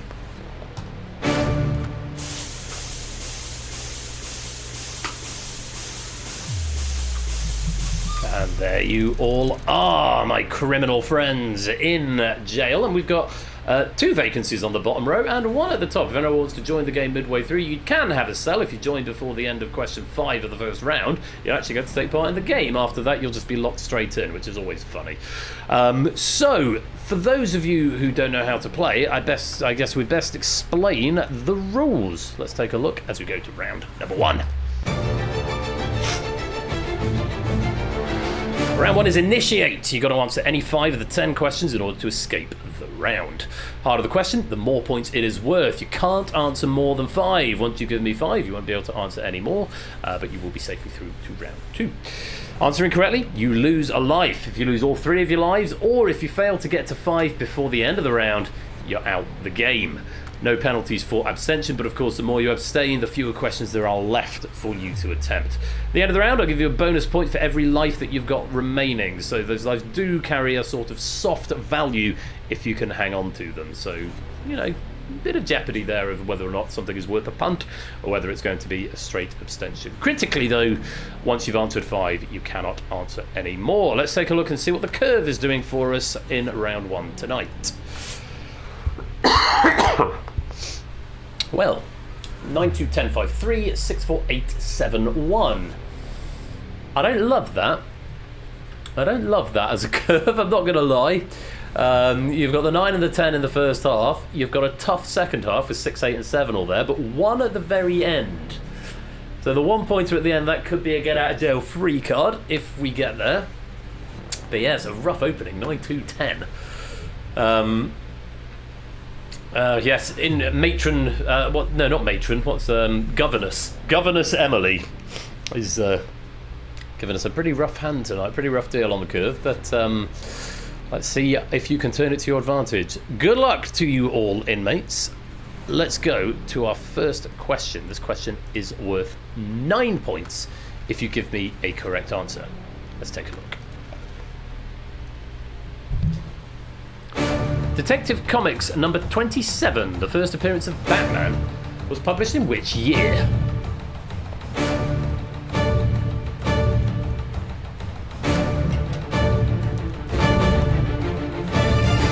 Unsurprisingly, not many people having a go at it, just 8 players.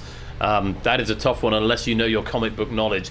The correct answer, and there were some players who got it right, very well done to these two. 1939, year of the outbreak of the Second World War.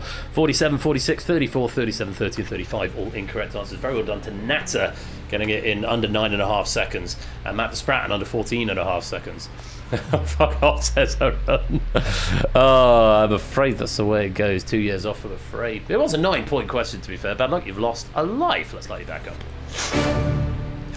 Nothing to report as we go to question number 2. A little bit easier, hopefully, worth 2 points. Take a look at this. Oh, I have to load it first. I have to click twice. I have to load it on the first click and then run it on the second. I should know that. It says it on my cue bar here. Here we go. Question 2.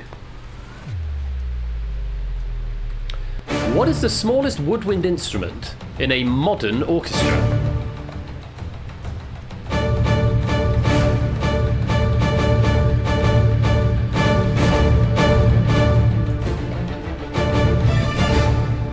There's 3 answers that are phonetically plausible here, which I will condone, but the rest I'm afraid I will not. 25 attempted and 11 abstaining. The correct answer is the piccolo. It is the smaller cousin of the flute, but it is a distinct instrument, I'm afraid. So if you said flute, remember right. That, though, is phonetically plausible because it's a tricky little word to spell. Oh, and it's condoned 3 people. Solomon, Colin, and Mondo Bong. It's condoned all of you. Solomon, Colin, and Mondo Bong. You were the 3 I was going to condone anyway. Good, I like it when my logic works. So yes, you'll get the 2 points for that. Piccolo is the answer. Bad luck if you got that one wrong and lost a life. Let's light you back up. Piccolo was smallest, Yuck. Oh, but you said flute. Oh, that's yeah, that's a real shame. Let's light you back up. Danger already for Ralph and Stilgar up on the top row there on your last life. Do tread carefully. One more wrong answer, you will be eliminated. Question number 3. This is worth 10 points if you want to have a go. Take a look. Click it twice, Ben. Carry On Up the Charts, which was the second best-selling album in the UK in 1994, is a greatest hits album by which English alternative rock band?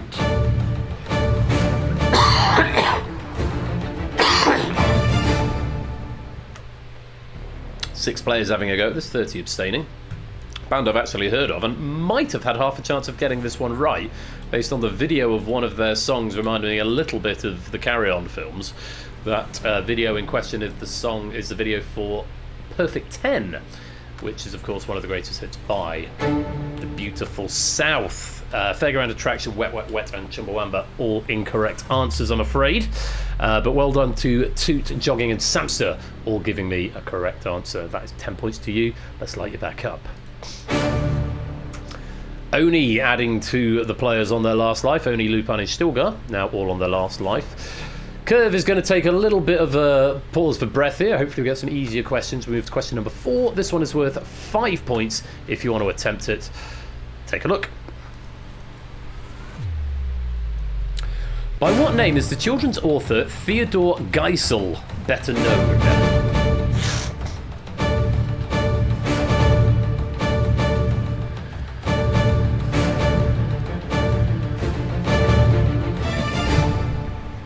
A couple of phonetically plausible answers in there again, which I will condone. Exactly half of you attempting and half of you abstaining. The correct answer is, it's appropriate for the midpoint question, Dr. Seuss. Dr. Seuss, which I'm assured is that is how you pronounce it. It's not Dr. Seuss, but it's Dr. Seuss, is apparently the way you say that. So just a couple to condone there.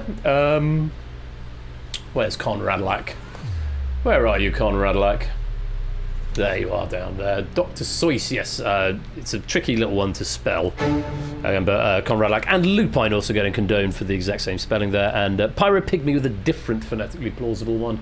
Where are you, Pyro? There you are, Dr. Seuss. There you go. Yes, Enid Blyton and Roald Dahl, unfortunately not correct answers, so you're going to lose a life for those. Lupine, you would have been eliminated on that question, but you've been saved by the condone, so let's light you back up. Coming to the midpoint then, the fifth question of the round. Question number 5 is worth 3 points if you want to have a go. Stilgar, Lupine, Arun, Stimson and Oni all on their last life. Tread carefully. Take a look at this for 3 points.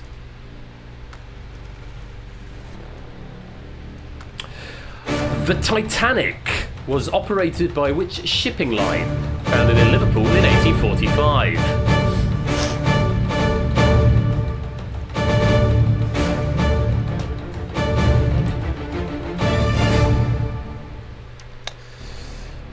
"29 attempting this one, just 7 abstaining, and the correct answer is the White Star Line. The White Star Line. I'm afraid I can't condone any of these answers. We've got a couple of just star lines from Mondo Bong and Puzzle Dan. I did need the colour as well, I'm afraid. Claire going for Black Star, Cola going for Red Star, and CJ going for North Atlantic. All of those, I'm afraid, are incorrect. It is the White Star Line. And the thing I know about the Titanic is that every single member of the crew had their wages stopped at the minute of the sinking. They were paid up to the moment of the sinking and not a minute longer, because once a ship sinks, it is no longer a ship, and therefore you can't work on it, and therefore White Star Line decided to stop paying them, and they were all, on their pedalows and looking for work. Those, of course, those who survived that terrible tragedy in 1912, April the 12th, I think, 1912, which claims the lives of around 1,800 people. Titanic, yes, Titanic, White Star Line. Right, that's enough information. Sorry, I love Titanic trivia, so forgive me for waxing lyrical. I haven't even got any notes on this one. Let me light you back up. Okay, we've got some more colours. Dorbane, Maxio, Silent Marine and Puzzle Dan. You require all 5 of the remaining questions if you would like to escape. Stilgar, Lupine, Arun, Stimson's Angle, Dan and Oni. You are on your last life. Tread carefully. Question number 6 is worth 6 points. Let's take a look and see if you want to play. Lightning, Cloud and Terra are all protagonists in which long-running video game franchise?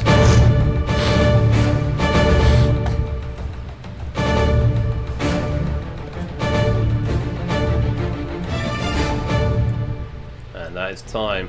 Give you a bit of a clue to this answer.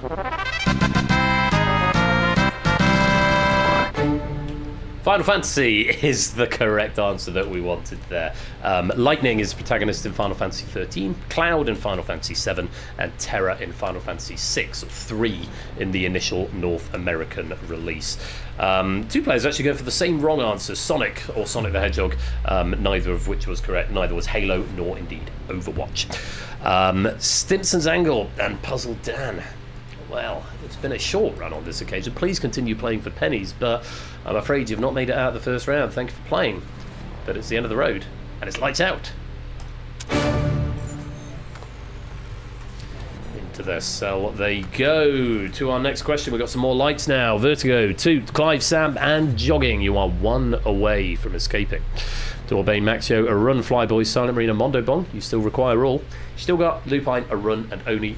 You are still on your last life. Question number 7 is worth 4 points if you want to play. Let's take a look. In which team sport would you find a silly mid-off?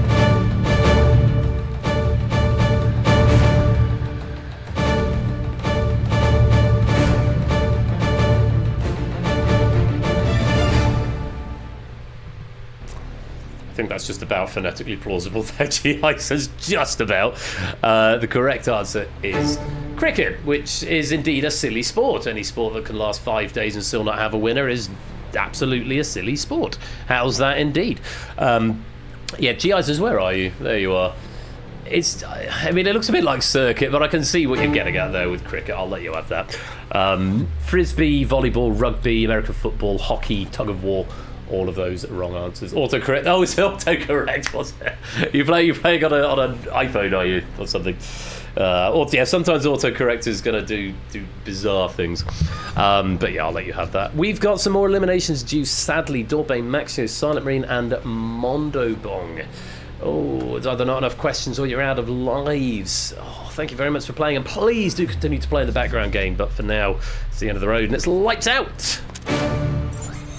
Out. That's a cricket symbol for out, isn't it? I could have done that. Because that's out in cricket. Oh, lovely, lovely, lovely, lovely. Now, no one's escaped yet. We've got 3 questions still to go. Excuse me. Oh, excuse me. 3 questions still to go. ABME, Vertigo, Stilgar, Lupine, Toot, Clive, Matt, Cola, Sam, Jogging, Oni, and Fluffy. You're all 1 away, so any of the next 3, and you will escape. Arun, Flyboy, CJ, and Charlie. You need all 3 of them if you want to escape. Stilgar, Lupine, Arun, CJ, and Oni on your last life. Question number 8 is worth 8 points if you want to play it. And if you do, here's the question. Angramayanyu, also called Ahriman in Middle Persian, is a malevolent spirit in which religion?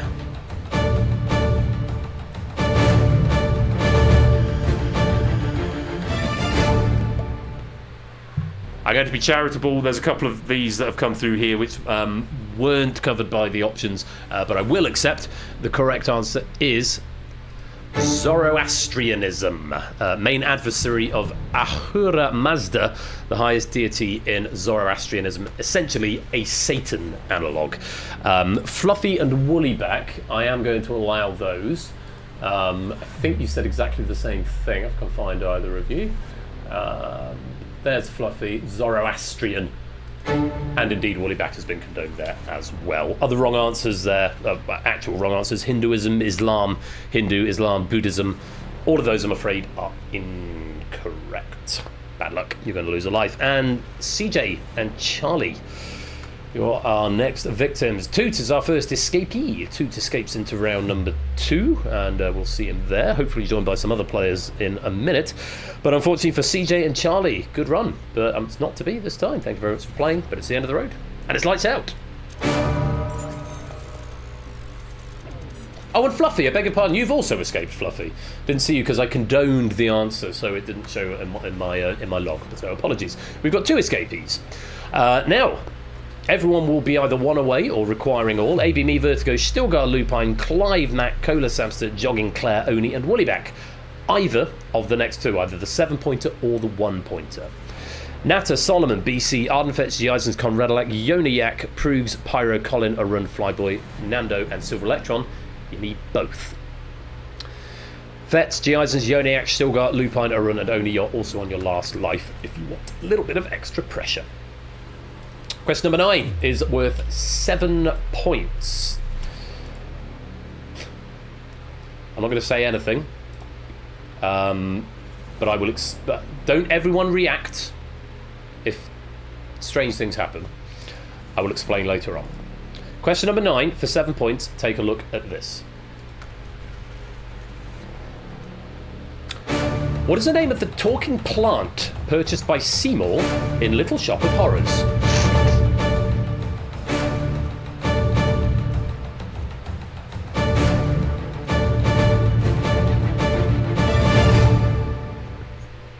(18 attempting, 10 abstaining).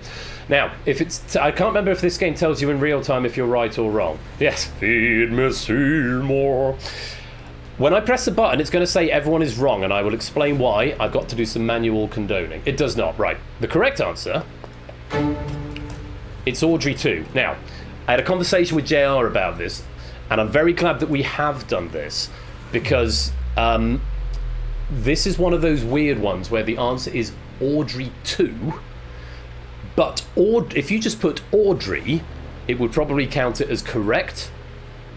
But Audrey is a different character and not the right answer. And at least one person did put Audrey, and I can't allow it. So we made a decision that we're going to just go through and manually condone. Well, I probably could have done an uncondone for anyone who put Audrey, but this seemed like a safer way. So we can go through everyone's answers and see. Sam has gone for Audrey 2, as did quite a few other people also getting condoned. Claire, Audrey 2.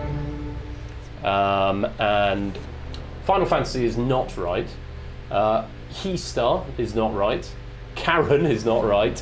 The Plant, no, it's not called The Plant, it's called Audrey 2. Plant, again, not right. Audrey 2, that's been condoned already. Audrey 2. See, Vertigo in for Audrey, we can't allow just Audrey. Yoniao going for Jeff, no answer. Audrey 2. Audrey 2.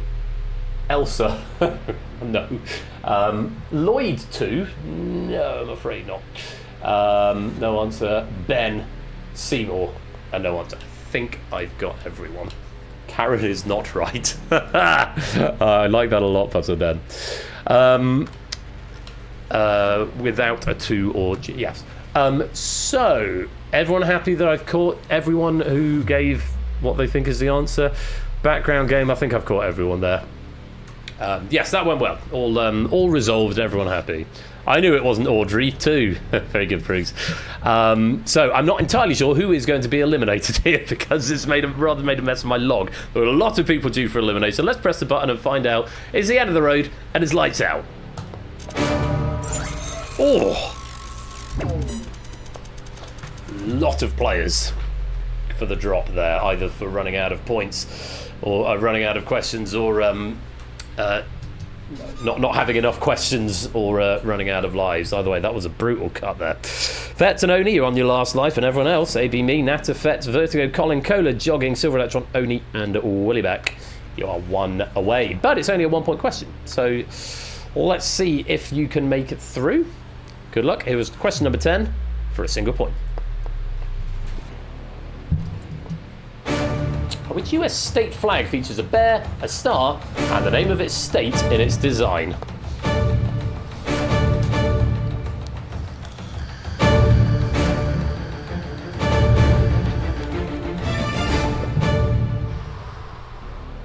Ten attempting this one, 8 setting it out. Correct answer. It's California. Not everyone getting it right there. We've got Texas, Alaska, and Arizona as wrong answers, I'm afraid. Audrey 2, West Province, Albion 1, indeed.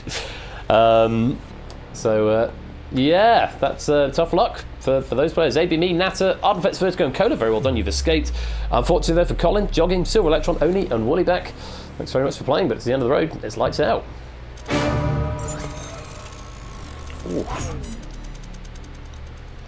No, I would probably not accept New California because, well, I mean, I might do on a 1 point question, but you didn't put New California, Yoniak, so it's academic, really, isn't it? It's been a bit of a brutal first round there. 13 players escaped, but 23 were eliminated. Please do continue playing in the background game for extra quiz. But for these 13 players who have escaped, let's play on to round 2.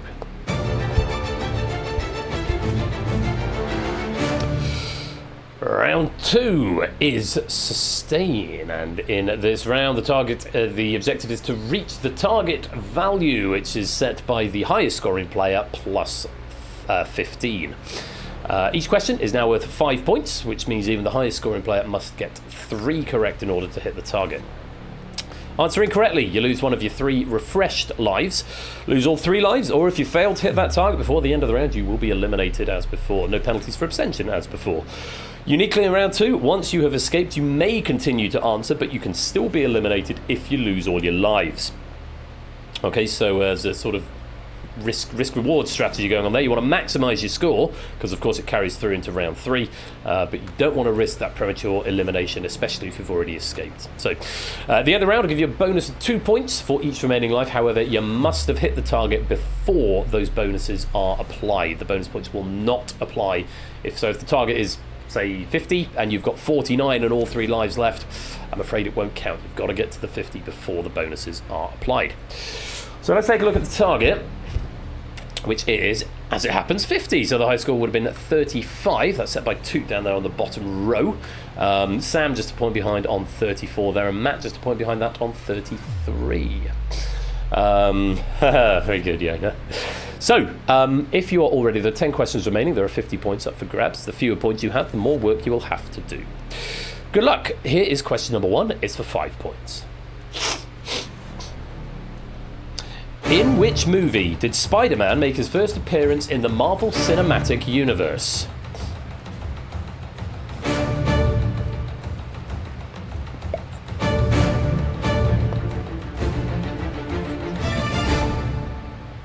Just 3 players attempting that, 10 abstaining. The correct answer was only one of them getting it right, actually.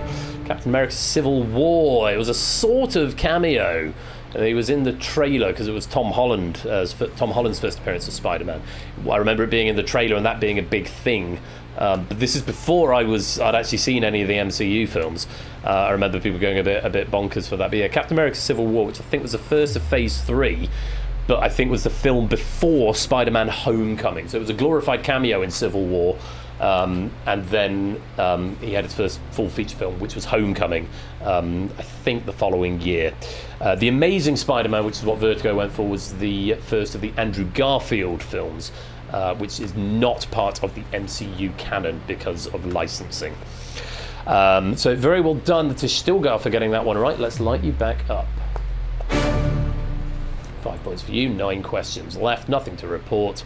Here is question number 2. Mount Erebus is an active volcano located on which continent?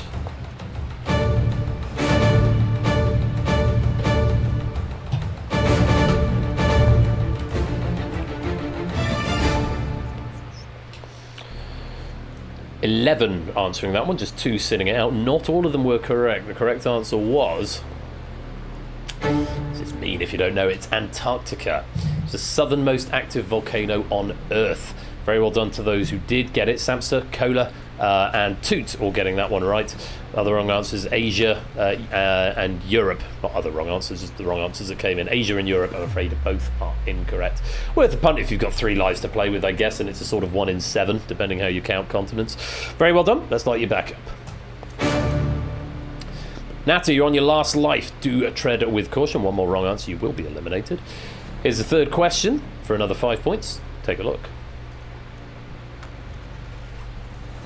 In the Shakespeare play Romeo and Juliet, which warring house does Romeo belong to?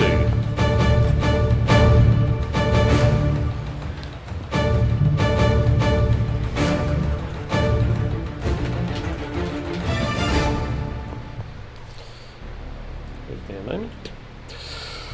2 households, both alike in dignity in fair Verona, where we lay our scene from ancient grudge break to a new mutiny, where civil blood makes civil hands unclean. From forth the fatal loins of these 2 foes, a pair of star-crossed lovers take their life, whose misadventures piteous overthrows do with their death bury their parents' strife. The fearful passage of their death-marked love and the continuance of their parents' rage, which but their children's end naught could remove, is now the 2 hours' traffic of our stays. To the which, if you with patient ears attend, what here shall miss, our toil shall strive to mend.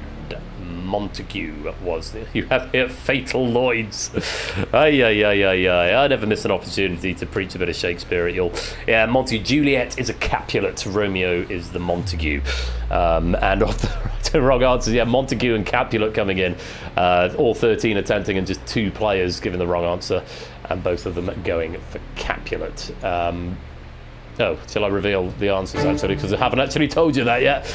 Yeah, my bad. 2 of you go for Capulet, Natta and AB me. The rest go for Montague. Does mean, Natta, that's your 3rd incorrect answer in this round. That's the end of your last life. Thank you very much for playing, but it's the end of the road, and it's lights out.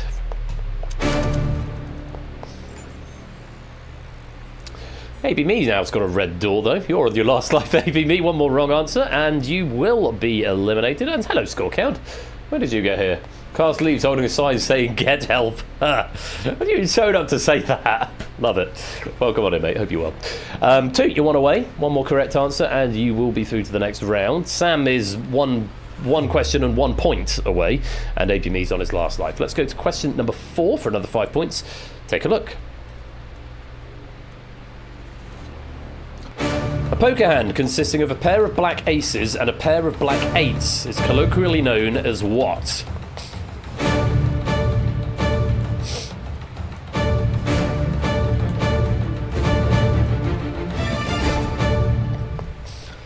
Yes, famously, aces and eights is the dead man's hand. I think it's been evolved in poker nomenclature to just refer to any sorts of aces and eights, but historically it was a pair of black aces and a pair of black eights. It is technically vertigo. It is technically also two pair, but that is not colloquially what is known as. That would be its rank, I suppose. Full house, two pair, and black cat. All incorrect answers, unfortunately. Toot, you're due for escape. Very well done. Let's light you back up. You were said. No, it's more specific than that. I'm not going to allow two pair. Also, everyone, stop telling me what to do in my quiz. Please and thank you. We're very grateful. Let's light you back up. No. No. Now, be nice. Be nice. We're being friendly. That was it. Jesse James was supposedly shot while holding that. I knew it was something like that, but yes, the nickname. Dead Man's Hand, aces and eights. Right, what news for you? Sam, you're one away. It's 1 point, but you need a whole question to get there. Vertigo, you need all of them. And Vertigo and ABME, you're on your last life. Toot, you have escaped, but you may continue answering if you like. Question number 5 for 5 points. Have a look at this. Which 16th century German theologian and reformist stated, "But I resist the devil, and often it is with a fart that I chase him away." We do have to be pedants, Yoniak, but we don't have to be pedants in chat as per the rules of this channel.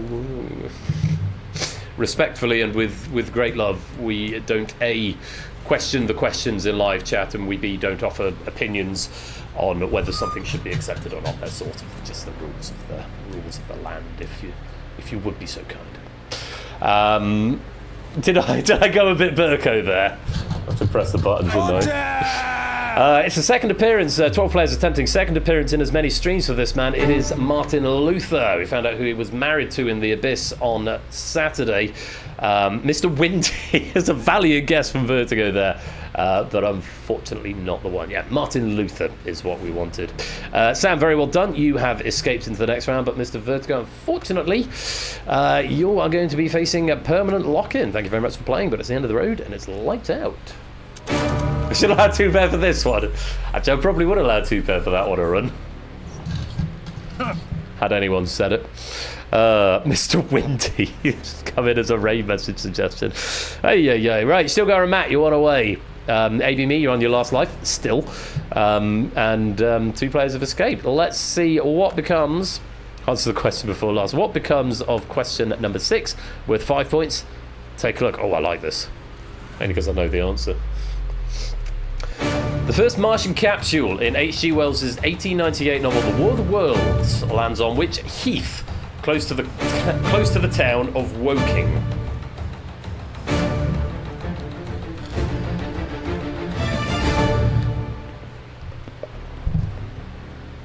I'm going to allow Claire's answer, and I'm going to overrule it before JL's even seen what it says before he can underrule me.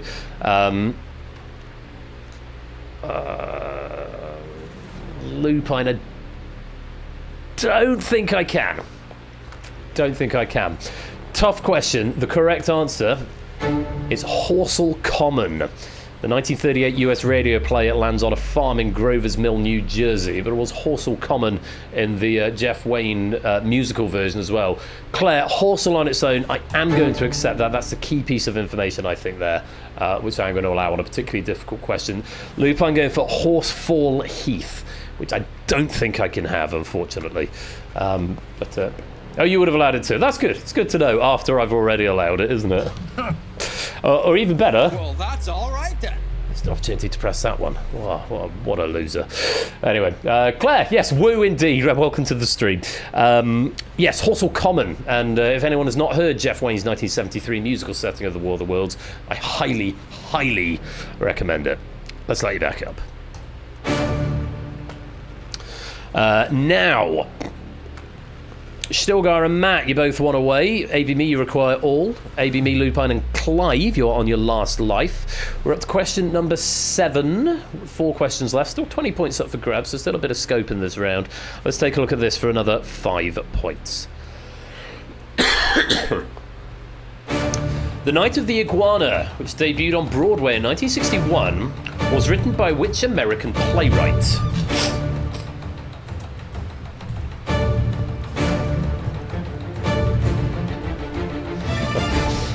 Should I do my best Richard Burton impression, Bruce? No one would have believed in the last years of the 19th century that human affairs were being watched from the timeless world of space, etc., etc.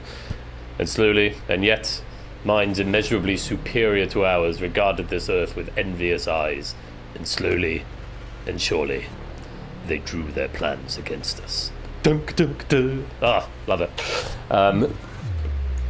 That was it. Well, it was, yeah, I can't do a particularly good Richard Burton, I will grant you. 5 attempting. The correct answer is Tennessee Williams. Claire, that one I can't condone. Miller is a different playwright. Likewise, Jones, AB Me. I suppose you had to go for a punt on that one. Yeah, Tennessee Williams for The Night of the Iguana. Matt, very well done. You are due for escape. We will see you in round 3, assuming you can keep hold of at least 1 life by the end of this round. But AB Me, unfortunately, it couldn't last any further. Thank you very much for playing, but it's the end of the road. It's lights out.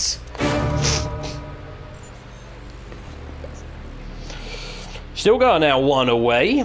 Fetz and Cola, you need all 3 remaining questions in order to hit that target of 50. Lupine, Clive, and Claire, you're on your last life, so do act with caution. Let's go on to question number 8. Take a look at this. Which rare metal used in catalytic converters derives its name from the Greek word for rose?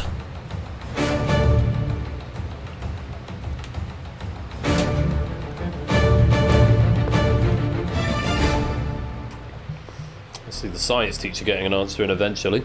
7 attempting, 3 abstaining. The correct answer is rhodium, from the Greek rhodon. We did accept RH, which is the chemical symbol for rhodium.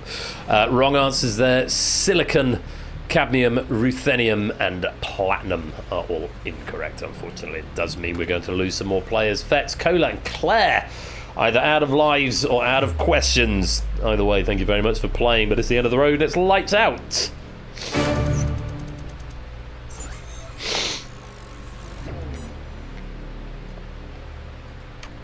How many are we down to? Not many. 2 questions left. Stilgar and Fluffy, you're 1 away. Lupine and Clive, you require all. Stilgar, Lupine, and Clive, you are on your last life. Let's take a look at question number 9 of 10 this round. Other than herd, what is the collective noun for a group of rhinoceroses?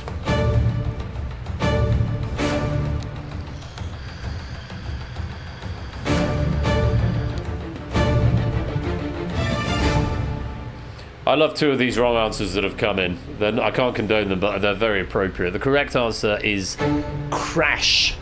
We've got trample and we've got stampede, both wrong answers. Apparently stubbornness as well, as stubbornness of rhinoceroses. It's also used as a collective now, though. It's much less common than a crash of rhinos. I asked the other day, I asked the vicar at church today, what's the collective now for a group of vicars? I said, is it a homily or a sermon? Or a proselytizing of vicars. That would be good. But yeah, I think it actually is a homily or a sermon of vicars. Or a he said something quite rude, I think, in response, which was equally funny. A flicker of vicars. Lovely. Go on, Arden, let's put it as a raid message if you've got any left. A flicker of vicars. Sermon is a ceremony, I think. A ceremony of sermons. That would be quite good. Clive, unfortunately, you did require that one in order to hit your target. You've not got it, so I'm afraid it is the end of the road, and it's lights out. Flicker of Dimberley. Flicker of Dimberley. Yeah. Lovely. Now, One question left. Still got Lupine and Fluffy. You're on your last life. Still got Lupine and Fluffy. You require all. Still got Lupine and Fluffy. You're one away. You're ticking all three of the logs, and you're the only three still in. And we've only got Toot, Sam, and Matt who've qualified so far. Well, let's see if we can get up to 6 people in this final. You're all on 46, so you've all got to get this question right. I wish you the very best of luck. Here is question number 10. Which animated TV show closes with the logo for 30th Century Fox? Bang, bang, bang, bang! You get there, Fluffy? You're in? You got an answer in? Look of great relief, I think, from the players here. This is a relatively simple one to finish off. All 6 attempting and all 6 getting Futurama. Indeed, 30th Century Fox. Simpsons and Looney Tunes, unfortunately, wrong answers. Very well done, Ralph, Stilgar, Fluffy, you have escaped, and you've given us a nice sextet for the final. So, at the end of the round, 6 players escaped, 7 were eliminated, and our finalists are Sam, Ralph, Stilgar, Matt, Fluffy, and Toot. Let's go to round 3. Survive, and in this round you've got to outlast all other players. First player to answer correctly will restart the clock and set a drain running on all remaining players. Stop the drain by answering the questions correctly. If nobody answers the question correctly in 15 seconds, all players will lose the maximum for the question. No, we've had fewer than that in the past, I think. But we used to have fewer people in the audience, so that's the way the questions fall. I thought it's been quite a nice question back. I've known quite a few of them that a lot of people haven't. So yeah, I think it's nice to have the variety. Lives have been replaced with refires. These allow you to attempt the question more than once. Once they're exhausted, only your first answer will be accepted per question. Just a reminder, you may attempt every question once for free. No penalty for just trying it once, so give it a go even if you've no idea. It's only on a second attempt that those refires start getting eaten up. If you exhaust your point, you're out of the game, and when only one player remains, they are declared the escape artist. So, frame rate, 1 point every 2 seconds, up to a maximum of 7 points. Toot's got the lead with 81, Sam with 75, Matt with a very nice 69, and then still got Lupin and Fluffy all on 53, but in this round your luck can change very, very quickly. Let's load in our first question and see what you make of this. He was the first male actor to be paid $1 million salary for his role in Mutiny on the Bounty in 1962. Toot starts the clock, Samster is in and wrong, refires available. Not that one either, Lupine.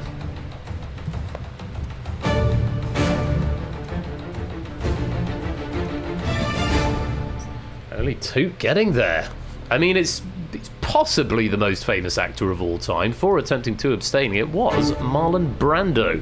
By all accounts, the movie was a commercial and box office flop, losing more than $6 million, or around $62 million by 2024 standards. Hauer, Wayne, Brando, Heston were the answers I received. And Brando, the only correct one from Toot, who started the clock. Oh, excuse me.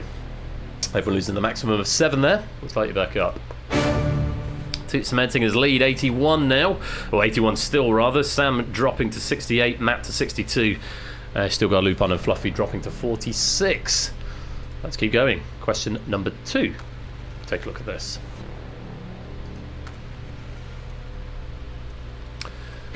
The Devil's Plan and Siren Survive the Island. Siren Survive the Island are reality game shows on Netflix that were produced in which country? Sorry, I rather butchered the read of that.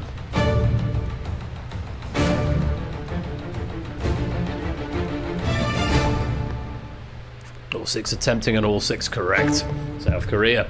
Or any variation thereupon. North Korea may actually have gotten through, but I don't think anyone actually said it. Yeah, Devil's Plan's a competition where 12 contestants live together for 7 days, competing in strategy-based games to earn pieces that determine survival and elimination, focusing on intellect and psychological tactics. Siren Survive the Island is a competition where 24 women divided into 6 teams based on professions, such as police officers, firefighters, athletes, soldiers, stunt women, and bodyguards, are stranded on a remote island, compete in challenges to earn advantages, and aim to be the last team standing in a capture the flag style main game. Not Squid Game. No, very much not Squid Game. Yes, South Korea has done other shows that are not Squid Game as well. Very well done, all 6 of you. No refires needed. Let's light you back up. 2 hanging on to his lead with 81. Sam's still on 68. Matt's still on 61. We've broken the tie in 4th place, though. Lupine on 45. Fluffy 44. Still got 42. As we go to question number 3. Second appearance for this particular feature this evening. Here it is. Position looking at the faces on Mount Rushmore. Which president appears on the far left? There's a gag here somewhere.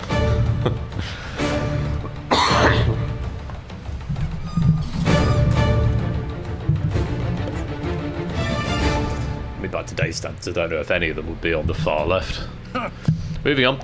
Positioned looking at the faces on Mount Rushmore, which president appears on the far left? Second Mount Rushmore question. We had one earlier on in Plinko. The correct answer was George Washington.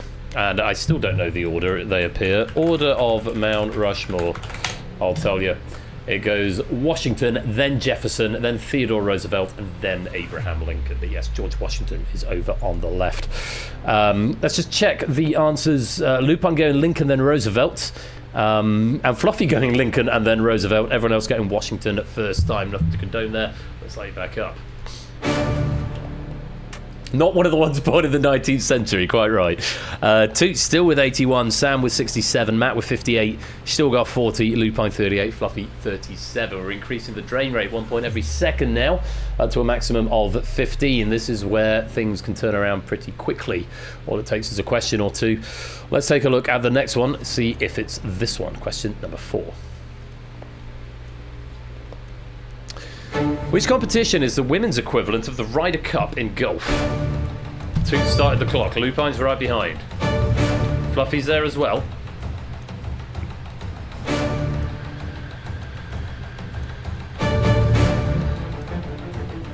Still goes wrong. Sam's getting there eventually. Still got using up a refire to say no idea, which is an interesting strategy. The correct answer is the Solheim, or the Solheim Cup. Solheim, I think. Named after the golf club manufacturer Karsten Solheim, who pushed for its creation. It alternates years with the Ryder Cup, with the next one being held in 2026. Yeah, just a reminder, Stilgar, you got one answer in which was incorrect. You had refires available. You don't have to use the refires. Saying no idea is not an optimum strategy, because that's going to have cost you a refire right there, unfortunately. I was just thinking, how do I give refires back in this game if I need to? But I've remembered I can do that. I think. Do I have to shift click? I'll worry about it if I need to. Yeah, it's Toot was the first to answer. Solheim Cup. Slide it back up. No, but even so, it's good to have those refis. You never know when you might need it. Toot has got 81 still. Sam on 57, Matt 43, Lupine 37, Fluffy 34. She's still got now on 25. As we go to question number 5, maximum drain of 15. Let's take a look at this. Lodgepole, pinion, and ponderosa are species of what tree? Toot's there, Lupine's wrong. Stilgar is correct and right behind. Matt's wrong. Samster is correct. Lupine is now correct as well. Matt is now correct as well. Conrad, either a cat's got onto your keyboard or you've just spammed the W key for some other reason. 5 attempting, 1 abstention. The correct answer is pine. They're all pine trees. Lupine getting it on a second attempt. Matt getting it on a second attempt. Everyone else getting it right first time once again. Toot starting the clock. Pine tree is the answer. Let's light it back up. Toot with 81, Sam with 56, Matt with 38, Lupine 35, still got 25, Fluffy edging closer to that danger drop zone. 15 points or fewer, and you do stand to be eliminated on the question. You're not quite there yet, though, so let's load up question number 6 and take a look at what it brings. Umberto II was the last king of which country, being deposed in June 1946? Toot starts the clock. Matt's wrong, refire available. Still wrong, refire still available. Unless you haven't got any refires available, you may not actually at this point. Or 6 attempting. I don't know if you've got any refires. I keep saying refires available. Actually, you might not have refires available. It doesn't tell me that. Correct answer was Italy. Reign lasted for a whole 34 days, not quite as long as Liz Truss, with the monarchy being abolished on the 12th of June 1946 and Italy then becoming a republic sometime after, shortly after the Second World War. Matt going wrong part of the former monarchs, Spain and Portugal. As far as I know, Spain still has a monarch, the King of Spain, I think. King Philippe? Is it Philippe VII of Spain at the moment? Although the question didn't suggest that it became a republic, so actually, yeah, it's a fair punt, to be fair, Matt. Everyone else getting Italy on the first attempt. Very well played. Let's let you back up. Toot is on 81. Fleet 6th. That wasn't far off. Sam on 54. Lupine 34. Matt 23. Still going Fluffy both on 18. Still avoiding the drop zone for now as we load up question number 7. Take a look at this. What sport gives competitors 3 attempts at the snatch? Sam starts the clock. Lupine is wrong. Fluffy's there. Lupine's there. Toot has got there.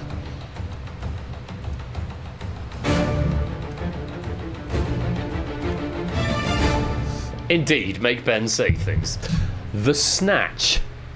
The correct answer is Olympic weightlifting. We don't accept just weightlifting on its own. Sam was the first to start the clock there. Lupine getting it on a refire. Toot, Sam and Fluffy getting it first time. And Matt abstaining on that one. Let's light you back up. Still got Matt and Fluffy. You came in on the same score. And, oh no, you didn't come in on the same score. Fluffy and Stilgar came in on the same score, but you are all 3 in peril now on that danger zone. 15 or fewer get this question wrong or abstain, and I'm afraid you will be eliminated from the game. Lupine on 30, Sam on 54, Toot with a bit of a drop down to 75, still a healthy advantage. Let's see what happens with question number 8. The Van Gogh painting, The Starry Night, is currently located in an art museum in which city?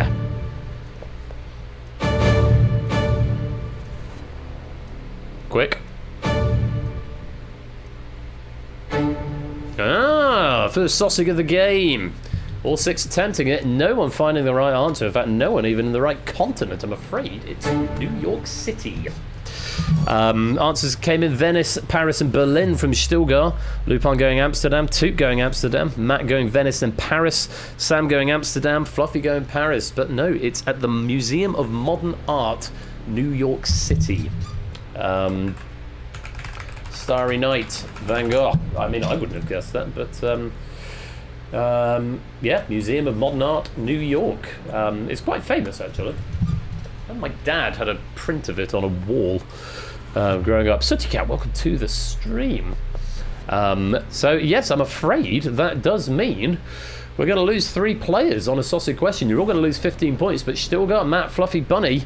You're out of points and out of time. Thank you very much for playing, but it's the end of the road and it's lights out.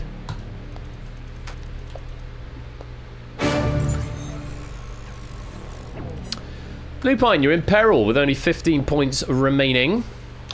Sam on 39, Toot on 60. We've still got 2 questions left, though, including the final question, which is the big drain one. Let's see what happens with question number 9. Take a look at this. In the King James Bible, all but 3 books of the New Testament end with what word? Lupine's got there first. Toot's got there on a refire. Sam? There eventually. It's as simple as Amen. Acts, James, and 3 John are the 3 books that do not end in Amen. Toot originally go for in. I'm wondering if he maybe read it as the first word of the books, as in the beginning, which is more of an Old Testament-y thing. Oh man, yes, amen. But Toot did get there eventually. He lost a chunk of points in the process, but Lupine started the clock, retains his 15. Let's light you back up. So 3 players coming down to the last question. Toot on 57, Sam on 28, Lupine on 15. You're all in peril because, of course, on question 10, we've got the infinite drain rate, 1 point every half a second. If nobody gets it after 15 seconds, all of your clocks will switch on and they'll keep draining until either you get it right or you run out of points. It's as simple as that. The end of the question, if anyone is still alive, then the player with the highest score will be declared the escape artist. I wish you all the very best of luck. Here is the final question of the night.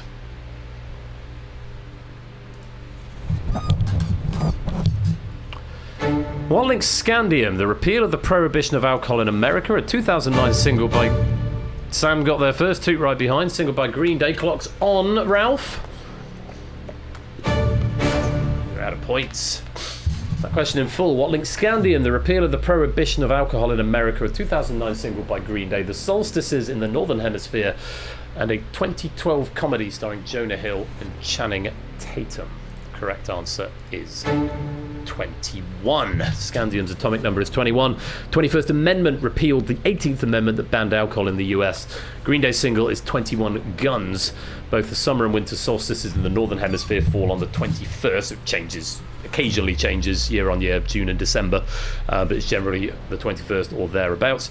And the comedy is 21 Jump Street. Lupine, you're out of points. Thank you very much for playing, but after 30 questions, it's the end of the road and it's lights out.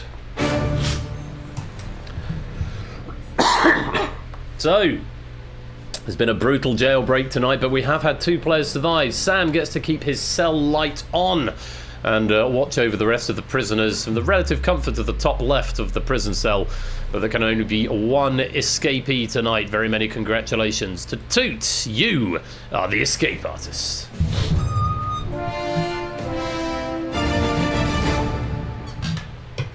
A free Toot. He is indeed a free Toot.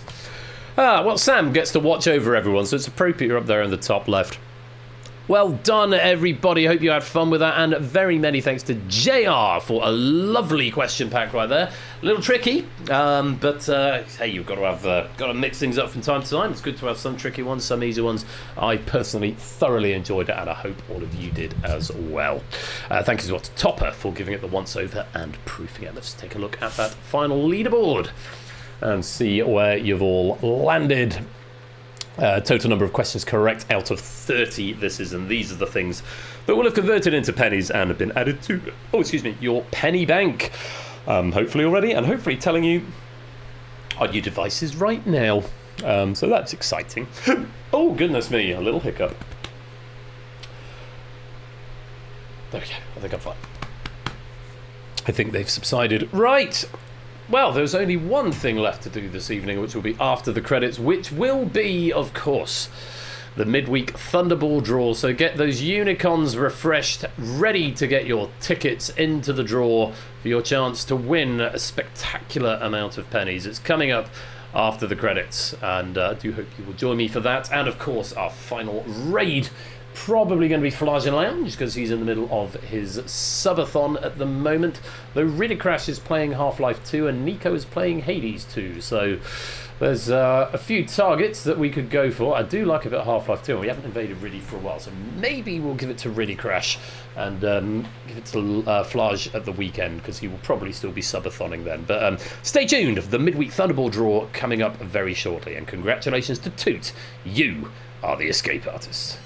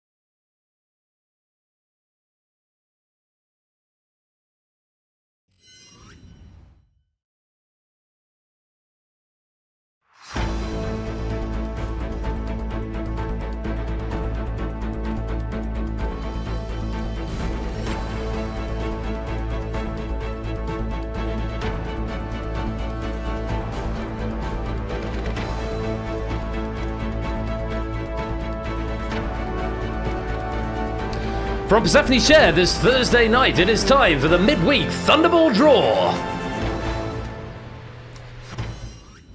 And KXZL, if you would like to come and join the Thunderball Draw for your chance to win some pennies. For those of you who weren't here at the 500th episode on Saturday, this is a new feature.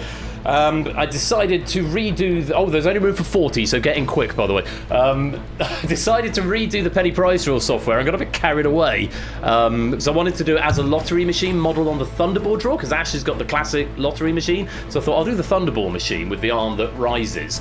And I got a bit carried away, and then I implemented a Thunderball mode and a lottery mode. There's a bonus mode, and then there's the prize draw mode, where the number of pennies you've got equates to a number of balls, which we saw all three apart from the prize draw mode, which is basically the same as the bonus mode on Saturday.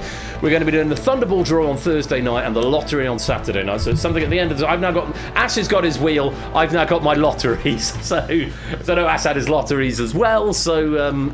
but I did sign it off with him. I mentioned it to him before. I said, I don't want to feel like I'm just nicking nicking your stuff. And he was like, no, it's a great idea. So it comes with Ash's blessing. So do come and grab one of those last remaining seats if you want an opportunity to win some more pennies. The payout structure is not yet 100% finalised.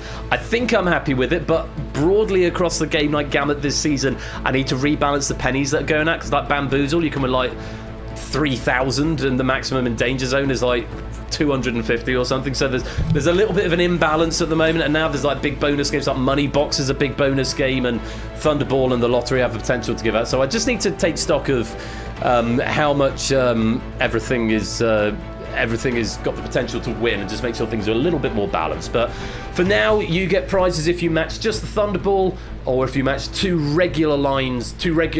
balls on a regular line or more. Then you get something, and it's on a sliding scale from quite small up to really quite big. Just to clarify, this is not gambling, as it says in the credits, because you will get 10 tickets for free. It doesn't cost you anything to involve, and you're winning made-up internet currency, which, granted, could translate into something tangible later down the line. Yeah, it's very definitely not gambling. So. Yes, and it's sort of a replacement for Spacey 4 game as well, which was fun for a bit, and I could always bust out again at some point, but for now, Thunderball and Lottery, we're going to see how it pans out. Right, how many chairs have I got left? So I don't log the number joining. 1, 2, 3, 4, 5. I think I've got 6 chairs left, so I'll give you 10 seconds, and then I'm going to lock it. Once this room code goes, you won't be able to join at all, so do get in if you want 10 Thunderball tickets for free. Let's count down from 10, 9, 8, 7, 6, 5, 4, 3, 2, 1. Let's lock it up. So, 2 machines in the Thunderball, you know how it works. 5 from 1 in the range from 1 to 39, and 1 out of the second in the range from 1 to 14. We'll let you know, the random button, I still think might accidentally give you numbers higher than 39, because I haven't yet patched that out, but I will at some point. I'd say this week has been a mad week, both with work and illness and all other manner of things. So if you're pressing the random button, which most of you probably will be, yeah, just bear that in mind. Right, I think it's time to start the machine. Now's your opportunity to get your lines in. You can get up to 10 lines, hit that random button. And I think just looking at the lines that are coming up, stop scrolling a minute. Okay, yeah, some of you are going to be getting 49, so you might want to do it manually to guarantee they're all under 39, but I think I'm just using the same algorithm, so apologies if you end up with 41, 42, 43, 44, 45, 46. Most of mine have one over 40. That's how RNG works, I guess. Apologies, I will fix before the next Thunderball draw next Thursday, I promise. Spacey ball game. Indeed so. Right, while you get those in, I'm going to get my raid messages down a bit more. Because there's quite a lot.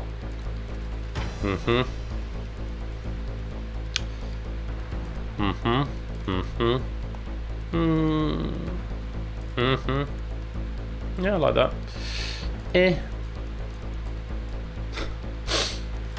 Nah.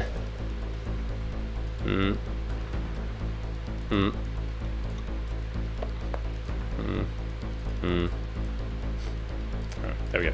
Right, I've got it down to about 7 or 8 now. Okay, last opportunity. 5, 4, 3, 2, 1. Okay, if you haven't filled in your 10 tickets, the rest will be given to you at random. So let's release those big money balls.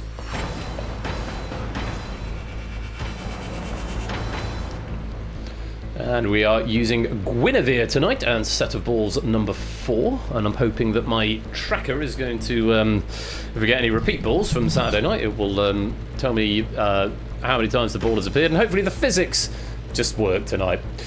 Okay, yes, let's produce those penny prize balls, or prize penny balls. That works as well. Yeah, so I'm practicing my voice of the balls, who is, oh, what is his name?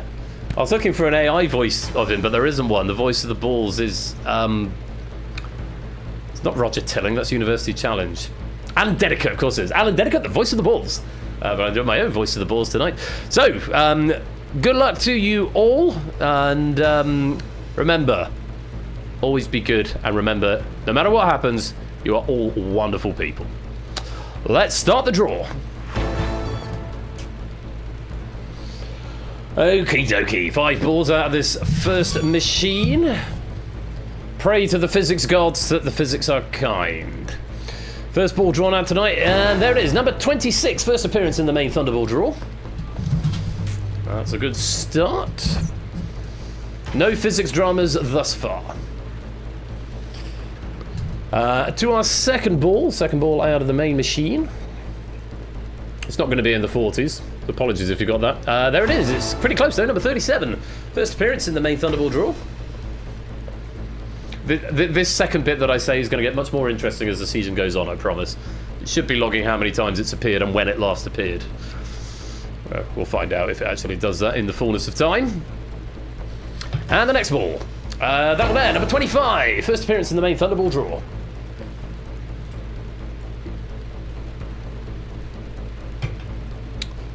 And the fourth ball.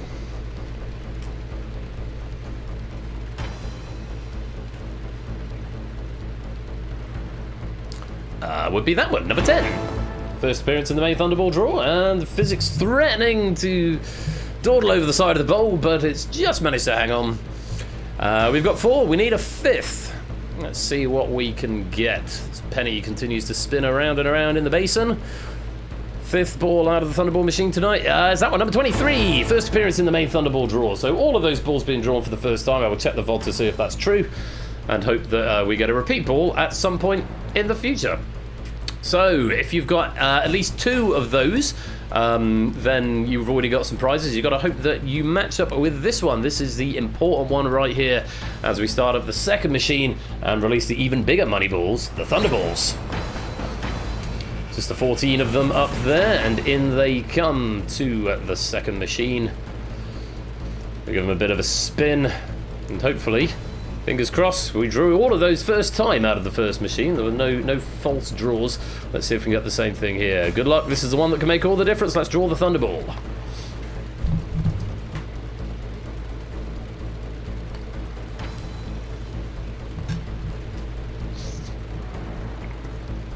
Ball settle down. Are we going to get one first time? We have. Is that one there? Number 5. First appearance as the Thunderball. And all the physics seem to work. And once again, let's just double check those numbers this time in ascending numerical order. We've got number 10, number 23, number 25, number 26, and number 37, the Thunderball. It's number 5. I'm seeing a lot of pennies being paid out. I need to put those in an order that makes them easier to parse, but I can see JR's winning 1,750 pennies in total. Who's put their name down as Ben Lathbury? Shame on you, a run. But yes, those are all the winning tickets up there. JR, 2 numbers in the Thunderball for 1,500 pennies up on the top row there. I need to order these. Colin, 3 numbers without the Thunderball for 1,000 pennies. CJ, 2 in the Thunderball. Dan, 2 in the Thunderball for 1,500 there. Mondo Bong, 1 in the Thunderball. Hopefully you can sort of have a bit of a scanner there. Nata, 3 without the Thunderball. Matt, 3 without the Thunderball. So yeah, nice bit of extra bonus pennies for you all. Yes, I I spotted that a run. What larks. Yeah, I need to put the debugs into order of pot 1. So it's easier to see at a glance. But yes, JR 1750 in total across 2 lines. Solomon Dudley 1500 across 1 line. Still got 1500 on 1 line. Anyone more than 1750? Puzzle Down winning 1600 across 2 lines. Doorbane 1100 across 3. Only 1750 across 2 lines. And that's about the score. I'm glad you enjoyed that, Matt. Thank you. Yeah, sorry you didn't get to see it on Saturday, but there it is. Yeah, so Thunderball will be back next Thursday, and we've, of course, got the National Lottery draw live on Saturday night after Spotlight. I do hope you'll join me for that. Yes, I'm going to play the credits, as I always do, and then I'll see you on the webcam for final wrap-up and raid. I'll see you there. Thank you for playing the lottery, and congratulations if you won some pennies.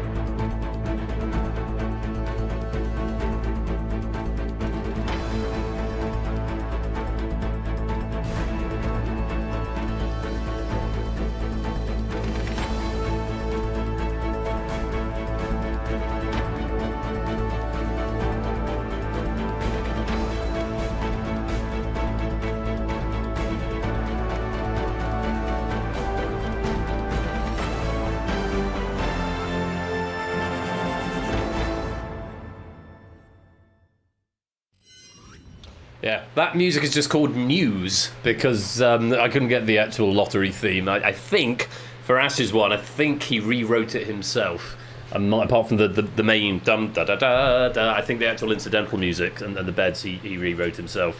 I haven't actually asked him yet directly, but Ash, if you're lurking and you can hear me, I think you wrote those yourself. You clever sausage, you. Anyway. Yeah, I thought it was fitting. It is a current affairs track, but it worked just as well for the lottery. So yeah, I hope you enjoyed that. More lottery action on Saturday night, and of course the Thunderball will be back next Thursday. We are going to go and raid Riddy Crash, but not before I've given out some pennies. So we're going for Clive. Hope my eggs are solid. ABME, you had me at Fatal Loins. An Existential Nightmare from Crinkly Bottom and Mr. Blobby is Real. He can hurt you. Both of those getting some pity pennies. I've got it down to 2. And I think I've got to go to Puzzle Dan for the pity pennies there. Karen is not right. Getting 50 pennies there. And yeah, Riddy Crash is playing Half-Life 2. He's a great bloke, is Riddy Crash. Does some really nice, wholesome stuff. And Half-Life 2 is a banging game. And no, we're not, because Riddy Crash has gone offline. Farat! Oh, Riddy Crash, we've missed him. So, options are, I guess, Nico's doing Hades. Do we like Hades? We certainly like Nico. We like Flyers as well. Flyers is on San Andreas. I think we'll do Flyers this weekend because he's likely still to be going. Dan has stopped by the looks of it as well. So, we'll go and hit up Nico, who's playing Hades. And we're going to say, combining the 2 things I mentioned tonight, one of which crashed the stream, and one of which was unusual for me showing off food, is going to be Conradlac, Penne and Teller. And we're going to go and raid Nico Hart and say Penne and Teller. Just before I hit that raid button, just a reminder of what I said earlier. You are all wonderful, and I genuinely really appreciate everything you do for this community, even if that is as simple as being here at Game Night. I'm incredibly proud that we've hit 500 episodes, and here's to the next 500. Fingers crossed. And yeah, just look after yourselves. Be wonderful and always, and just keep being yourselves, because you're all brilliant. Until Saturday night, you have been watching Game Night with me, Royal Flush. As ever, be splendid and wonderful and marvellous and safe. Thank you once again to all the admin team, to all the question writers, the proofing team, and to you for taking part at home. You've been watching Penne and Teller, and until next time, as always, take care, peace out, and good night.